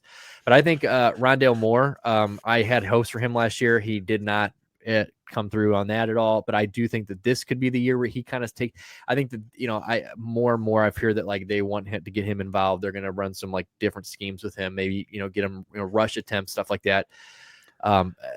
I think that they've got a good, when you get DeAndre Hopkins back and you got Marquise Brown, AJ Green proved last year, other than when he quit on that fucking route at the end of the year. Oh my God, that was so bad. Literally just didn't turn around. I mean, it was literally one of the saddest things I've ever seen. But like other than that, like he proved to be a pretty good like red zone guy for them. And then Zach Ertz was good. He kind of had, I'd make an argument. This is the best tight end room in the entire NFL. Dude, you got Max Williams. Max Williams looked so fucking good last year for the injury. Before the injury. Trey McBride's a 2nd-round draft pick, and Zach Ertz is Zach Ertz. So I mean, name a team with a better tight end room, and that could allow them to make some or play some really cool sets, and especially with Hopkins being out, they could run 2 tight end and be effective and really give a bunch of different looks. And I think Cliff Kingsbury is kind of a king in terms of that regard of having a really creative playbook. So I think this team, at least on the offensive side, is set up to be a pretty good team. Decent offensive line too. DJ Humphries, Justin Pugh, Rodney Hudson. It's not a bad team. Like I said, it all just depends on can they win big games, because they definitely have proven that they cannot in the past. And it's just, for me, it's staying consistent. It's like every year for the last 2 years, it's been, we start hot and we end fucking in a flame, like a dumpster fire. So look at this defense. I like their defense to an extent. I really like Isaiah Simmons, and I really like Budda Baker. Yeah, Budda Baker's JJ Watt is still got COVID. He caught it from that snake that was in his house. I saw that. Yeah, I saw that video of him fucking thinking he had a poisonous snake, and then it turned out to not be a poisonous snake. Gardener snake. Fucking gardener snake, yeah. How bad do you think Jonathan Ledbetter was teased when he was growing up? If he's a child of the 90s, then they could just keep singing Yellow Ledbetter by Pearl Jam to him. Oh, I was just thinking of Bedwetter. Yeah, Bedwetter. That's what I was thinking too. Yeah. All right, I thought Pearl Jam is worse than Bedwetting. Don't associate me with Pearl Jam. That's worse than anything. Yeah, I was gonna say that's not. I'd rather not. Imagine through your whole fucking like middle school and high school years, people sang Pearl Jam at you. Like that's what people did. People just like. And you can't even understand the lyrics because you can't understand the lyrics because it's all rave on roll. Dude, god damn. I worked with a lady at Macy's she was a diehard Cubs fan and a diehard Pearl Jam fan, and it just made me sick. All the wheeling on the whiskey on the way, yeah. And I see. I'm sorry, I just got into Pearl Jam for a second. Dude. When you got Jonathan Ledbetter, 2nd string nose tackle, it's hard not to. Hell yeah, dog. But yeah, I like their defense. Marcus Golden, Mizzou guy, right? Marcus Golden was, and he went to Afton High School. Shane went to high school with him. Yeah. I like Matt Prater on the special teams. Matt Prater's just a dog. Dude, Andy Lee, I can't believe he's still around. Dog.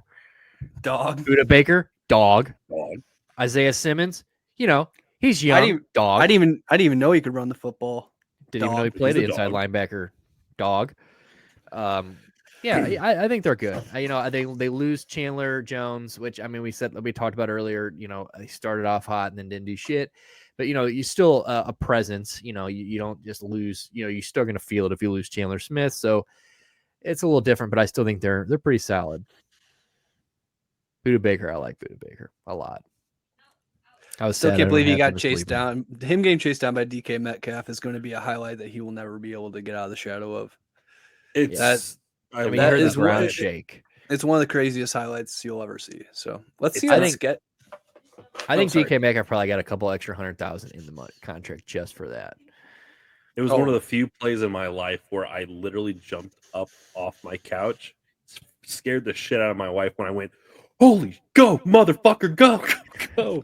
It was like a lion chasing a gazelle. It was just like, oh, he's gaining on him. Holy shit. Yeah, the closing speed was insane because Budda Baker's not even slow. And he was like, he wasn't even watching himself in the TV. If he had been, he probably would have fucking saved himself some embarrassment. But yeah, I would imagine getting chased down by DK Metcalf is like the terrifying. It's like Predator. Having a rectal hernia. You know, I was gonna say that's how it feels. Yeah. Well, this is not great. So, so it's not. Yeah, dude, I'm telling great. you, these NFC teams playing the AFC and vice versa is fucking. It's gonna fuck up these divisions, which it's gonna fuck up the NFC teams because dude, they're gonna have to play Baker off a leash week 4. I mean, they're fucking. But realistically, those first 3 games, that's a motherfucker. Especially the third one, a divisional game. You know, you're still without DeAndre Hopkins. But like we said earlier, I do think it could be good for them to maybe the Philly game is not a given at all. Philly game, no, absolutely not. New Orleans. New Orleans is not, and then they got a late bye. So like you're looking at you're a lot of football by week 13. They play at noon twice this entire year. God, I would Jesus love to have Christ. a West Coast team. Well, remember I was saying the Steelers don't leave the fucking like East Coast time zone all year, right? Like what? How is that even possible? Like that is honestly ridiculous. Like that's crazy. But that's kind of crazy too. No noon games, basically. Two noon games all year, Atlanta and Minnesota. There's no gimmies on the schedule. No, I mean maybe except the Eagles. Yeah, the Eagles are getting rolled. Dude, I just like to see Nick's straight face when I say those kinds of things. Well, in the past I get defensive, but like I am so confident. Am I? Yeah, like, you're right on cloud 9 right now, dude. Yeah, you are. Dude. It's been a while since you've been this confident about the best Eagles. off season right there. Yeah, it's been hard. It's been, I mean, since the Super Bowl, it's been pretty, and then before the Super Bowl, it's been a long ride. And you know what? Even the year they won the Super Bowl, you weren't even as hot on them. Yeah, I mean, you were normal psychotic fan hot, but you weren't right. But yeah, no, this team is a world beater hot. When Carson went down, I was like, not. I remember I was working at River City Casino, and I was standing there with this older black dude named Reggie. He was an old prison guard. He was a C, and now he does like he's like your parole officer. He was a PO. And I remember looking at him. So he had like this real military thing. He had bald and he's an old guy. And I remember I was like, you like Nick Foles? He's like, yeah, I like Nick Foles. I go, you think we got a chance with Nick Foles? He goes, fuck no, you ain't got a chance with Nick Foles. and I remember just being like, damn, like I know. It is when somebody says something so matter of factly like that, because like obviously you have your biases. It's like, man, is he fucking right? Do I is this like zero chance? Like, oh, like I truly so like after that, I was already like low on it. I was like, damn, our MVP quarterback just went down. I'm like, and then this guy like literally just straight up told me like, not a goddamn chance, dude. And I remember just being like so defeated. That's so fucking good. That's great. But yeah, I think this is not a good year for the Cardinals. I think they've got a good team, but I think this is going to be. I mean, they're not going to be as bad as Seattle. Obviously, Seattle's like, it is a kick in the dick. Like Seattle's like helping them. Seattle's like, dude, we'll be so bad that you can't be last. Talk about how shitty the schedule is. Look at the first 10 weeks of the season. They don't play any back-to-back games where they go away, home, away, home, away, home, away, home. Like they literally don't stay anywhere for like that's fucking brutal. Give them a back-to-back. Like they get their first back-to-back weeks 11 and 12 where they get to be at home for 2 games in a row and then their bye week. Like they're both Big Daddy games. You know what I'm saying? Yeah, like they're against San Fran and the Chargers. Like fucking Monday Night Football and Sunday against Chargers. Like fuck, dude. Oops. So I don't know. I could see this team. I just don't think they're obviously not the worst team in this division. That's Seattle. Yeah, but I don't know about 11-6 again. I don't know about 11-6, but I don't think they drop off as big as people. I think this is I think this is a good team, and I think I've put a lot of these AFC NFC teams in 10-7 records, but it kind of seems like that might be where this team falls, and they might be a 9-8. I could see that, but I don't know. What do you guys think they're coming up at? 10. 10 could be it would be. I would say 10. If we're gonna go 10, I'd say that's the ceiling. That's the ceiling. I think for them, yeah. I don't know. Let me see. I mean, yeah, I think so. It's all, and again, I know this is stupid, and obviously this is a duh statement, but all these divisions are just going to come down to how well you play in the division. I mean, right. That's well, and that's what I'm saying. Like these division games, like I don't, especially this one. This is one of those divisions that we've seen in the past where like it didn't really. I mean, you've seen some really stink. I mean, I go back to like that Rams. Remember when the Rams played Seattle to get into the playoffs, and it was like Charlie Whitehurst fucking like it was the Turd Bowl. Yeah, it's just a shit show, and like it's one of those things where like teams show up to play divisional games. It doesn't matter how bad you fucking are. It's anything is possible in those games. Right. So. I think that's a Kevin Garnett. That's a Kevin Garnett quote. Anything is possible, unless maybe you're this year's Seattle. I don't know. Yeah. Okay. So let's move on. So Arizona 10 would be the ceiling for me. I could see 10 wins for sure. 9-10. Are we gonna go San Fran next? We're gonna go my divisional winner here next. Yeah, we're going to San Fran. I mean, we got to end on the Super Bowl, guys. We got to end on the old bowly. I'm excited for the Niners. I don't know about them winning the division, but I am very excited to watch them this year. Do you think that? Okay, so everybody keeps talking. I think the huge narrative is like, okay, at least from a fantasy perspective, it's like, is Deebo Samuel going to be able to do what he did last year? And I just keep thinking to myself, what the fuck? Who do people think Jimmy Garoppolo was, and what do people think of the ceiling of Trey Lance? Because like, I think if Trey Lance is, even a top 15 quarterback in the NFL, 100%. I'm like, where are people seeing this downside for Deebo Samuel? Like they don't have a running back that can stay healthy. He's gonna get some snaps at the running back position. He's locked up. It's not like they have to try a lot. Yeah, and they were talking about, we're not going to run him anymore. He's locked up on a fuck you, pay me deal, and he's got tons of cash, and now they're going to use him in every single way they can. So, dude, Deebo Samuel, health is the only thing that can take away from Deebo Samuel, and I think, I mean, you're right about like you said with the running back. So I don't know exactly what the stat is. I just read it the other day, but it's like in the last like 4 or 5 years, they haven't had like a back-to-back leading rusher in like a half the last decade. 5 years.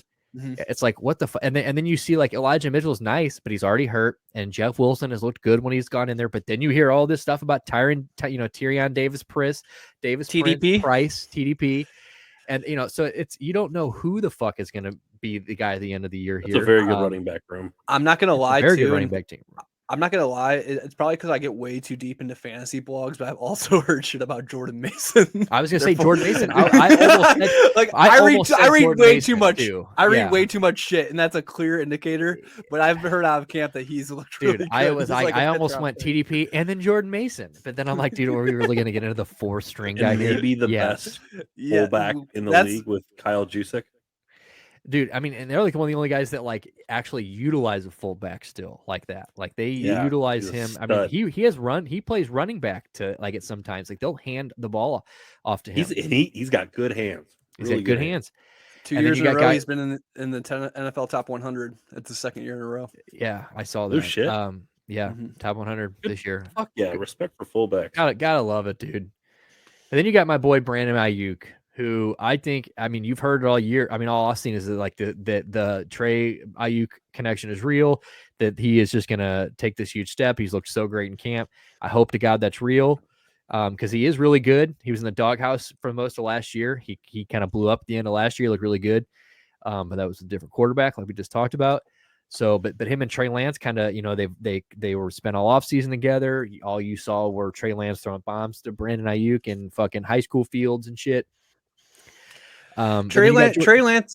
Sorry, the only thing I was gonna say is about Trey Lance. It's like he also runs the ball, and I think just having all the weapons that they have and the dynamic, it's gonna be. And they have a really fucking smart coach. I just see this offense clicking and working, but in a way that it hasn't in recent memory. So, What did you guys hear about Kittle? Is he going to be ready for week 1? So that's what I was going to say about Kittle. I don't know. Like, I mean, I was going to say, obviously with healthy, with the Deebo, the Brandon, the Kittle, I mean, they're stacked, but you don't know it with Kittle. Cause I read today that he's still not he didn't practice again today. It's a hamstring or something. It's something that I think, is it a groin? Yeah. At least it's not a fucking rectal hernia. Hernia, baby. Those are going around, man. But, it's not too bad. Tyler Kroft, Charlie Warner, who was a fucking stud over at Georgia Bulldog. Not bad. If they only miss him for a week or two, that's no big deal. Trent Williams is the highest rated offensive guard in just a savage. top 100 history. He came in at He came in at 14, I think, this year, and so he manhandles defensive linemen. Yeah, he's pretty a freak. Fucking crazy. So imagine So I could see Trey with him being a lefty too. Isn't he a lefty? I'm pretty sure he is.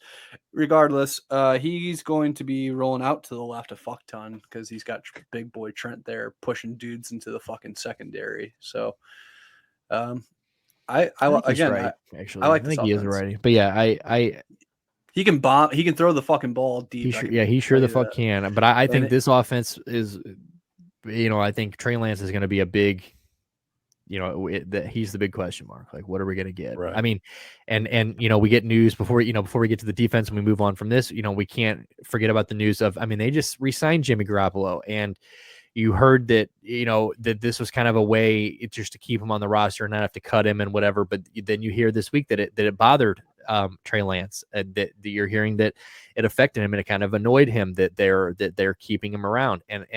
And then I saw Shannon Sharp today went off about it, and I kind of agree with Shannon Sharp. It's like, bro, if you're annoyed with anybody, it should be you. Like you've had the opportunity. They basically told Jimmy Garoppolo to get the fuck out of town, and all you had to do is prove that you were worth that, and that you deserve. And then now you've got. Obviously, things didn't go correctly 100%. I feel like if we're re-signing Jimmy Garoppolo. I heard the real reason Trey Lance doesn't like Jimmy Garoppolo is because he brought his girlfriend to the locker room and she said, "Hey, Jimmy, good to see you again." And then he said, "Damn, your ass got fatter, Jimmy." Trey says, "How do you know?" Big business has insurance. Jimmy Garoppolo is the insurance policy. Yeah. So I think he's a pretty good insurance policy because this was an NFC. This is an NFC West. He took him to a Super Bowl. I mean, come on. Yeah. He gets a little too much hate. I wish the Browns would have went and got him. They almost beat the Rams last year. Wasn't that last year they played them in the playoffs? The NFC Championship game was Rams Niners, I think. Yeah. You're right. They were winning going with like 5 minutes left, and then old Stafford got one to cup, I think. So this is a good team with some really good defensive players. Holy shit. Fred Warner, Nick Bosa. Yeah. Eric Armstead. Yeah, they're stacked. Javarius Ward. Yeah, I mean, they're good everywhere. I mean, Fred Warner's probably the best middle linebacker in football. Their kicker is as good as Gould. Gould. He's as good as Gould. Robbie Gould, is he new there? Or was he there last year? Or was he with Chicago still last year? I think. Speaking of trying to get last names onto a fucking jersey, Demetrius Flanagan Fowles is going to have a hard time with that one. They're going to have to use like type 8 font. Yeah, that's a bitch. I think they're like, please, Aziz Al-Shahir, don't get hurt. Please. Javon Kinlaw is not bad too. I guess we didn't. Samson, Nubuk. I mean, they've really just kind of got names up and down. Their defense. So yeah, I guess we don't really spend time on them. We know they're nasty. The hardest part about the schedule that's going to be coming up is obviously the biggest question mark on the team, which is Trey Lance. It's like, if he plays well, this team has very high ceiling. If he's not the guy, and they have to go back to Jimmy, this is I mean, the Niners have always been like decent in the regular season. They've never, really been the best team in the conference or anything like that. So this to me is a wild card team, and just probably because of the Rams. Right. But I think if Trey Lance is as billed, this team is a playoff team, no doubt in my mind, not a single doubt. Yeah. See, I think the reason I think they can I think they can win this division is, and I think that they are going to win this division. I don't think Matt Stafford's going to play all year. I think Matt Stafford's going to miss some games. I think the shoulder's going to be an issue. I think I think we're going to see him for most of the year. I don't think like we're going to get a big chunk, but I think there is going to be a stretch this year where they might be without him. And I think Matt Stafford is, I mean, we've seen it. I mean, how much of a difference he makes. I mean, we know that Cooper Kupp is nasty. We know Allen Robinson. I mean, then the addition of Allen Robinson, and we'll get into the Rams in a second, but like, I just think that like Matt Stafford makes that team go. And I think that if Trey Lance is what they say he is or can be what he is supposed to be, I think that this, like you said, this Jimmy Garoppolo was a few plays from a Super Bowl with this team a couple years ago. A few, AFC champion or NFC championship last year. If they get a guy in there that's really, really, worth the money, they could take this team. I think they can beat. I mean, look at this first, they're Chicago, Seattle's a good start. Their schedule already looks better than some of the, than Arizona's. We go to Arizona's and it's like, oh fuck, they could totally beat Denver at home. Those are two nice tune-up games to start the season. Chicago, Seattle. That's a really nice. Get your legs underneath you. Find out what you got at running back. If Elijah Mitchell's going to be that guy, find out if Trey can be that guy. Get some confidence in Trey Lance in these first two games. Because then you're rolling into these two. Yeah, you're going into two prime times against two big daddies. Yeah, after those two ones. But I'm with you. You got to get some confidence in him. Yeah, you can't throw him out to the wolves. And I mean, if he looks good in a Chicago game and they're up by like 4 touchdowns, maybe you just fucking put him on the bench and let Jimmy go throw some balls. I don't know. Yeah, I mean, could you imagine Trey Lance fucking marches into Denver, his 3rd career start, Sunday Night Football, and takes down Russ? God, that'd be wild. That would be wild. But again, he has the athleticism. He has the ability. I want Trey Lance to be good. I'll be honest. I'm not a San Francisco fan. He's just like, I love the fact that he was not from he went to North Dakota State University. He didn't go to fucking Bama. He didn't go to Ohio State. He's a fucking Division II god. And that's why I'm rooting for your boy in Tennessee. I'm rooting for old Malik from old Liberty. Yeah, from Liberty. I mean, I need a Liberty superstar, baby. Yeah, dude. Oh, we don't. So San Francisco, I got them. Falwell bullshit college. I think this is a 12-5 team if Trey Lance plays like we think he is. Just getting into that schedule part. Yeah, no, I'm with you. I think that's okay. Let me kind of. This is a team that they were 3rd in the division and they were 10-7. 10-7. I mean, it's pretty. If you can improve on it, if Trey Lance is as billed, I think 2 extra wins on the season could be possible. First full season with Trey Lance given the keys. But I can see 11. I can see 10-11 wins. I really think how many teams though. Stu, think about how many teams though, like in the past, that have gone like on to Super Bowls with that rookie quarterback and a rookie deal. You had Russell Wilson. God, I keep doing that. Russell Wilson with the Seahawks. You had Pat Mahomes on his rookie deal with the Chiefs. I mean, maybe Joe Burrow on his rookie deal. It's kind of like the new template for these Super Bowl teams. And San Francisco has the pedigree to. I mean, they were already in a championship last year without him. So I like Trey Lance, but you're talking like generational talents there. I'm just saying, if he's an improvement on Jimmy Garoppolo, where this team was already, it just seems like logical to think that they could be that team. I don't know.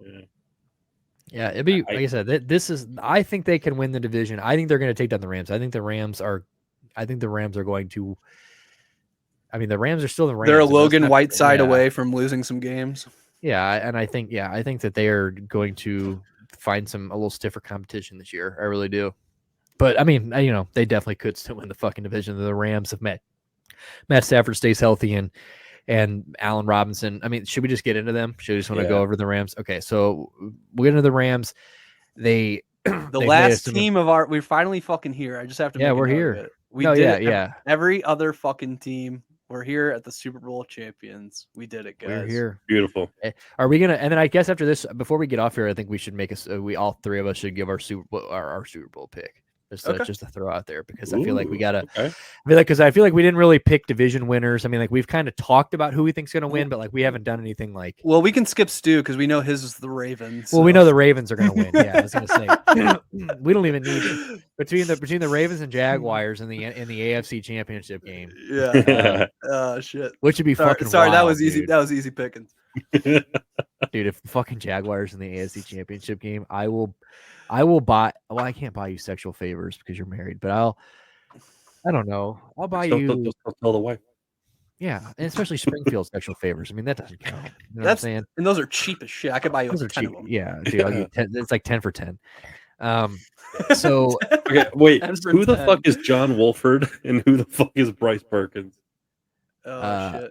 I don't know, but the guys that you put the fucking tombstone on the fucking season if you see them on the field. Right. Yeah, John Wolford had his no, that was not John. I think John Wolford was like, I think he was one of the guys that had like, I saw videos like his wife sitting in the crowd while he was playing in preseason, and he was just like shit in the bed. Like, like in Hard Knocks. You've watched Hard Knocks, right? You remember when does it David Blau? Yeah. He was like, here's like, fuck, your wife's so much cooler than you.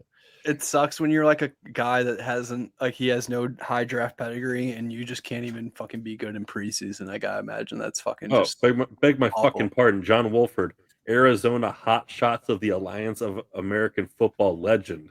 Yeah, so you should probably put some respect watch your on that fucking name. mouth. Yeah, watch your fucking mouth. John Wolford is coming for that. Let Matt Stafford fuck around, get one shoulder injury this year. Okay, he loses the team. Okay, this is why I think why you might be right about these Rams. I hate their running backs. Me too. Really? I think Cam Akers is terribly inefficient when he's been healthy. I don't like him. I don't like him either. I like Darrell Henderson more, and I'm not in love with Darrell Henderson by any means. Me either. But I think he is looked better. He's had better moments. I like him better as a consistency. So. There I've are some things team. about Kyron Williams though too. I've heard some things about Kyron Williams, but there's another team that will probably end up getting some kind of running back help in the offseason because this carousel that's been going on for ever since Todd Gurley vacated the spot hasn't been working out. And I feel like their coach is definitely going to want to have a number one guy because that's how. And Cam Akers coming off Achilles. Like I know he played a little bit last year, and he came back and did his thing, but like a full year on an Achilles, like what running backs coming off that injury in history is not good. And no, he's got to be slower. He's got to be a little bit slower, and you got to think like, can it hold up for a whole year? Like, sure, he can come in and put in, a few, one or two, whatever he played games last year at the end of the year. But like, can he do a 17, 18 game? And how many attempts? And how many attempts do you give to a guy like that too? Right. I mean, because like when he's healthy. Yeah, and then you got a guy in Darrell Henderson who you watched carry the fucking team all year. I mean, obviously Sony Michel came in and kind of took a little bit of the thunder, which kind of pissed me off in fantasy. But I'm with you. Cam Akers, I can't get behind. I think he's a talented running back, and I think coming into the league he's a great running back. But I just think you can't like what you've seen from him since he was averaging like fucking like 2.8 or like 3.2 last year over like 6 straight games or something like that. It was like abysmal.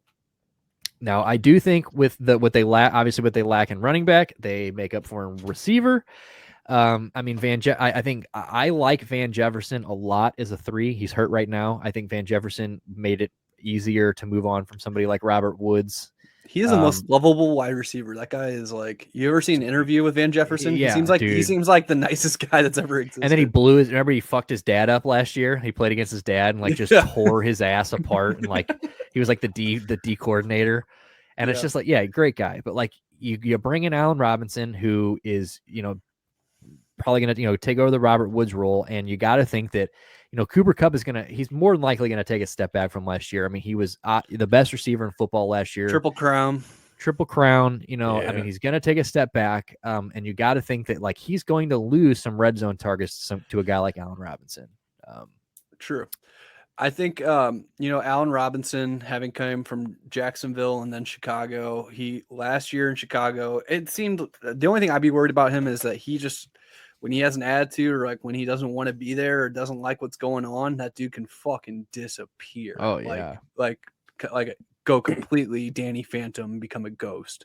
And so, I would like to see if he is that guy, be more consistent. Cause they had OBJ last year, as number 2 while when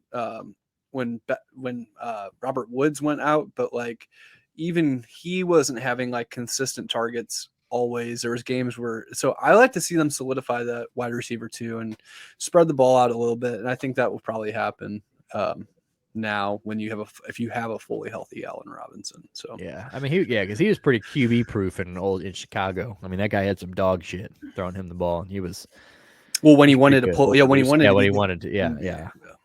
But yeah, I mean, and I guess you could see, I mean, his situation was just so shitty in Chicago. I mean, you don't want to see a bad attitude from anybody making millions of dollars, but you know, he probably didn't want to fucking get injured too, which I get. yeah, it's a little easier to stay happy on the West Coast in with the defending Super Bowl champions. But you're right. I mean, like he Van Jefferson's a guy that, like, you know, I mean, he gets healthy and gets going. I mean, Allen Robinson could get forgotten about, but I don't think that's going to happen.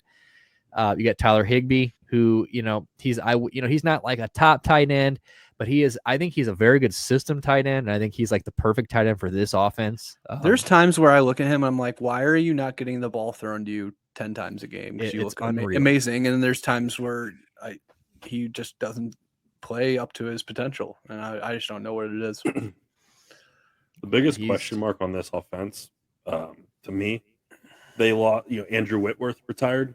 Who was the anchor of that offensive line, covered the blind side, one of the best tackles of the last 20 years.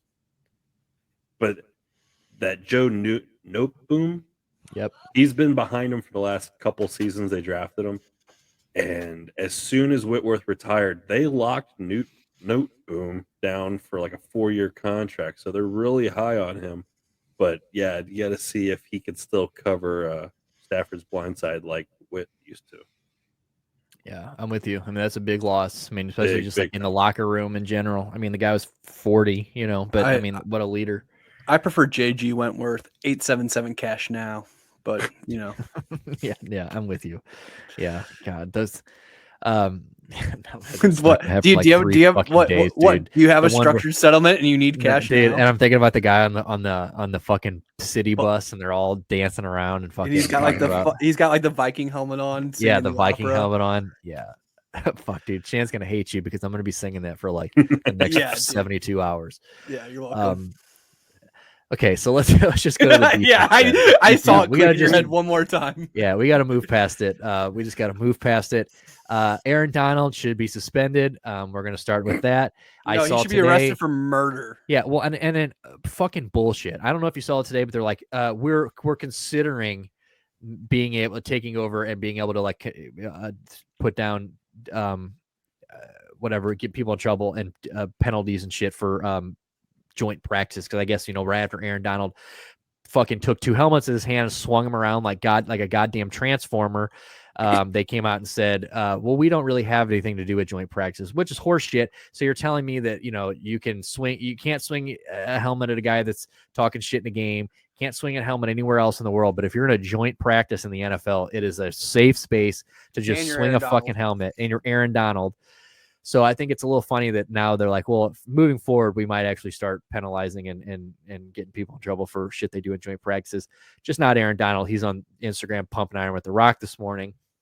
Really? Free man. Yep. Wow. I thought and at the end they did a jersey switch, and like the saddest jersey switch, because The Rock got a signed Aaron Donald home jersey. Aaron Donald got a signed Black Adam t-shirt. So like, oh, I thought you were going to say Miami Hurricanes. Yeah, exactly. He got a Black Adam t-shirt, Stuart. Okay. Like, it literally was one that you could buy at the fucking movie theater. It just says Black Adam. You couldn't even see his Didn't fucking cost The Rock a signature. dime. Didn't cost The Rock a dime. He pulled that out of a box on his way out the door, like in his living room. There's probably 40 boxes. He's Here like, you go, kiddo. Pulled a 2X, 3X out, hoped it fit. But yeah, Aaron Donald should be in jail. But moving on, their defense, we don't really need to say much about it besides the fact that, like, I mean, they've gotten better. I mean, they Greg added Haynes, Bobby fucking Aaron Wagner, Donald, Leonard Floyd, B. Webb, Troy Hill is a fucking stud. Troy Hill, Jalen Ramsey, best corner in the game, Jalen Ramsey. God, yeah, they're stacked. Their kicker's gay, and literally. That was too easy. Well, their kicker's gay. But yeah, no. So any Christians or any Catholics out there, cover your ears, because we are going to cover the kicker. His name is Matt Gay, so don't get your tiki torches out just yet. Yeah. Put your hoods down. We are not one of you. So Ashawn Robinson, that's a good one. I like that. Never heard of him, but I do like everyone else in the line. I've heard of everybody else. Greg Gain. I mean, he's a tackle, but Studs. Aaron Down, Leonard Floyd, Ernest Jones. I mean, Justin Hollins is the only one I'm not really. Does anybody know anything? What's the scoop on Justin Hollins? I don't even know. I don't know that guy. This is where our front office usually comes in and said he's the fucking 11th ranked. Oh, exactly. All right, so no Justin Hollins. We don't worry about him. So yeah, other than that, they're pretty good. I still, like I said, I still don't think I'm gonna stick with my guns and say that I think that they're gonna lose this division barely. But on their defense is scary. Now, would you take this defense over San Francisco? Yes. I mean, obviously with the corner, but okay. Cornerbacks aside, do you take Bobby Wagner and Aaron Donald, or do you take Nick Bosa at his current age, Fred Warner, and I mean, I guess you take Aaron Donald, right? I guess that's just Dude, so tough. You know, Aaron Donald's my daddy, dude. I gotta. Yeah. So for people who don't know, last year Stuart and I were texting, and he was playing in a sleeper game, and Aaron Donald, he texts me, he goes, Aaron Donald just needs a sack, and I get the dub. And like as he says it, Aaron Donald, Kyler Murray sacks Kyler Murray, and it was the most on command thing I've ever seen. As the clock ran down, as it was the last play of the game. It was the last play of the game. And Stuart clutches out a W in our sleeper league on a fucking Aaron Donald. I mean, I ran around my house. I was chanting that I was like, Aaron Donald, your daddy. Aaron Donald, your daddy. You know, I'm like yelling him. Shan has no fucking idea what was going on. But dude, it was the coolest shit in the world. It was. That was a great day. I would take a crack at their third string nose tackle. If you get take a crack at Bobby Brown. Bobby Brown the third, dude. Dude, Bobby just Brown was born says, without hit this nostrils. rock if you love me. Literally born without Keep nostrils. him away from the bathtubs. There's a reason he's suspended, just because affiliation. Yeah, he only has stand-up showers in his house. No bathtubs. No bathtubs. Or see-through kitchen or see-through coffee tables. Yeah, true. So you said we all would take the Rams over San Francisco, give them the edge as far as defense. I give the Rams the edge for the division. Yeah. Well, yeah, I know you guys are probably rolling with Rams on this one. Yeah. I just have to stick with it. I mean, I do think that I think if San Francisco can click on offense, I think they're going to be unstoppable. Well, it's defense versus. Sure. Yeah, I mean, I know obviously this is retarded that I'm saying this, but defense versus defense never happened. I mean, do you think this defense is better than San Francisco's offense? Can be, I guess. Yeah. Yeah. All right, let's hit the sketty, and then I mean, this is the last scheduled breakdown we're going to have until next year. Thank God, because what a trip it's been. Yeah, so we've done it. We've broken down it. We've literally gone through every fucking team in football. 32 teams. Oh, dude, guys, we forgot one. No, okay. we forgot one in like the fucking AFC South. We forgot the Jets. We started with the AFC South, so yeah, we literally forgot one. Yeah, that's funny. But yeah, last schedule breakdown of the year.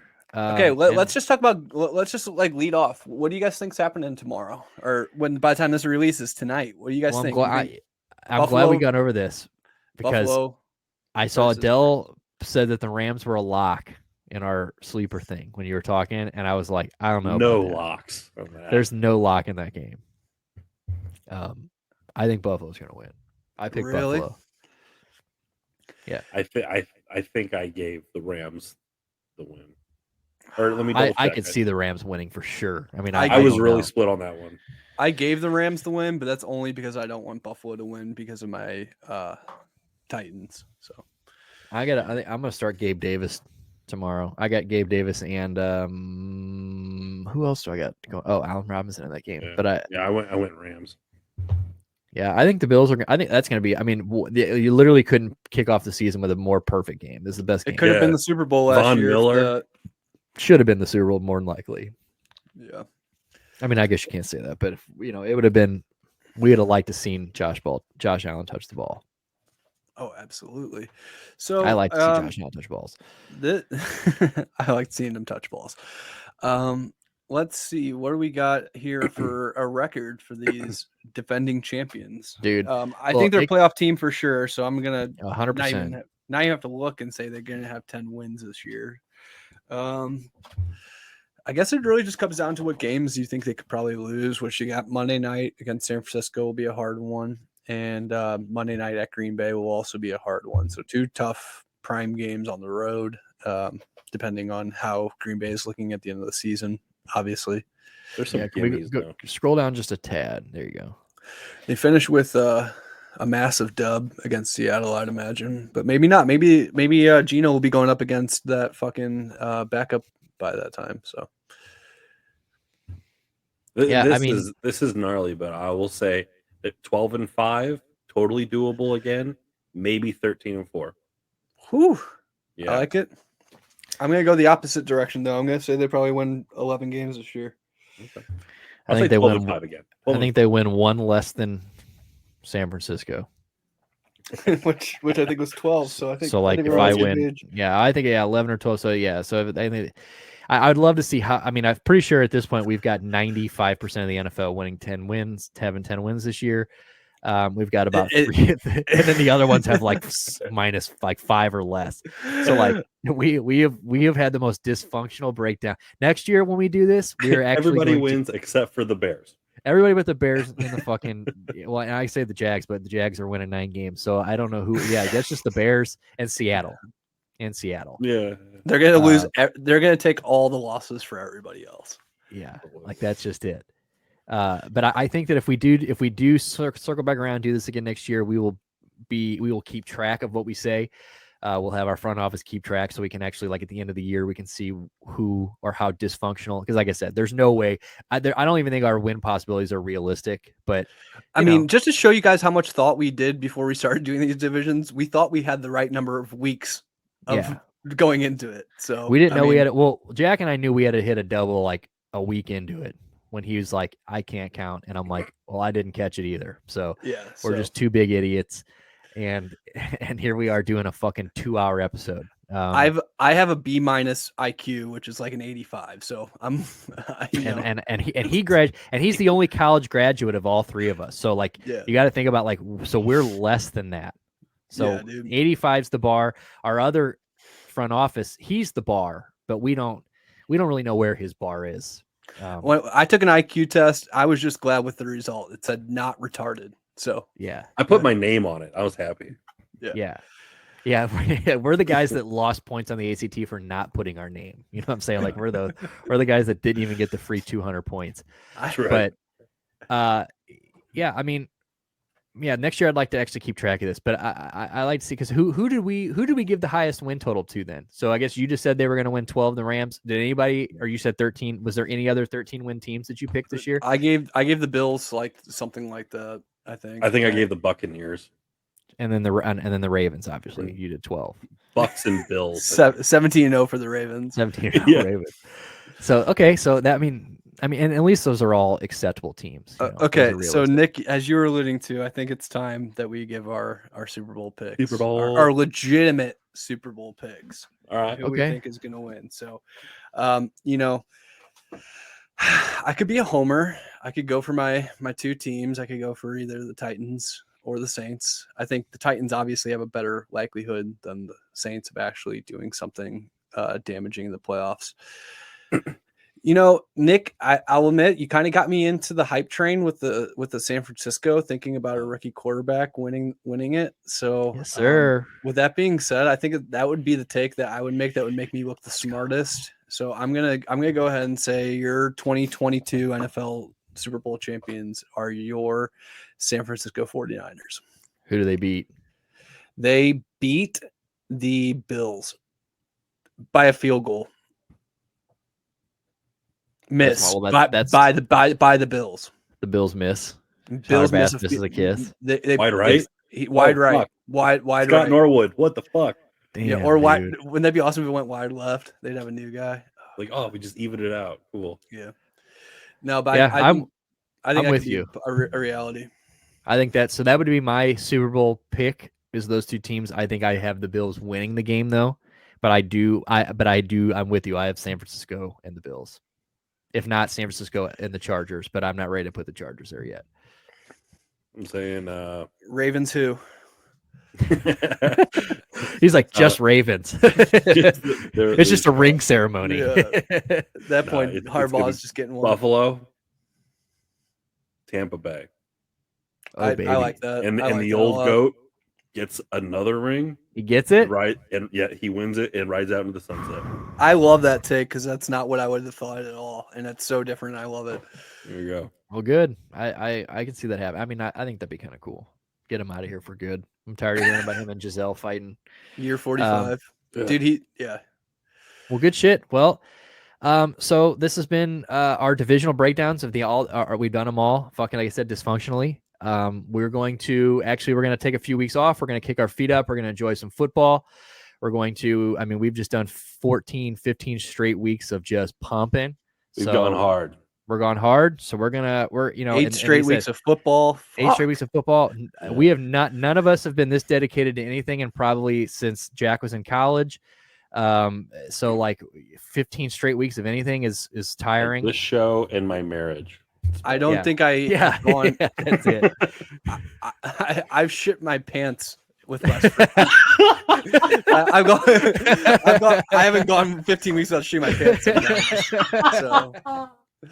So seriously, so we have earned this. So we're gonna take a few weeks off. We're gonna, like I said, kick our feet up, watch a few weeks of football, and when we come back, we're gonna be better than ever. We're gonna have our front office back. He'll be back from his honeymoon, and we'll be at full strength. And by then, we'll be back to just shit talking and the wide open playbook. We'll enjoy football, talk fantasy, but we'll also get back to just some good old bullshit. So just like any other rehab facility, these meetings, it's for life.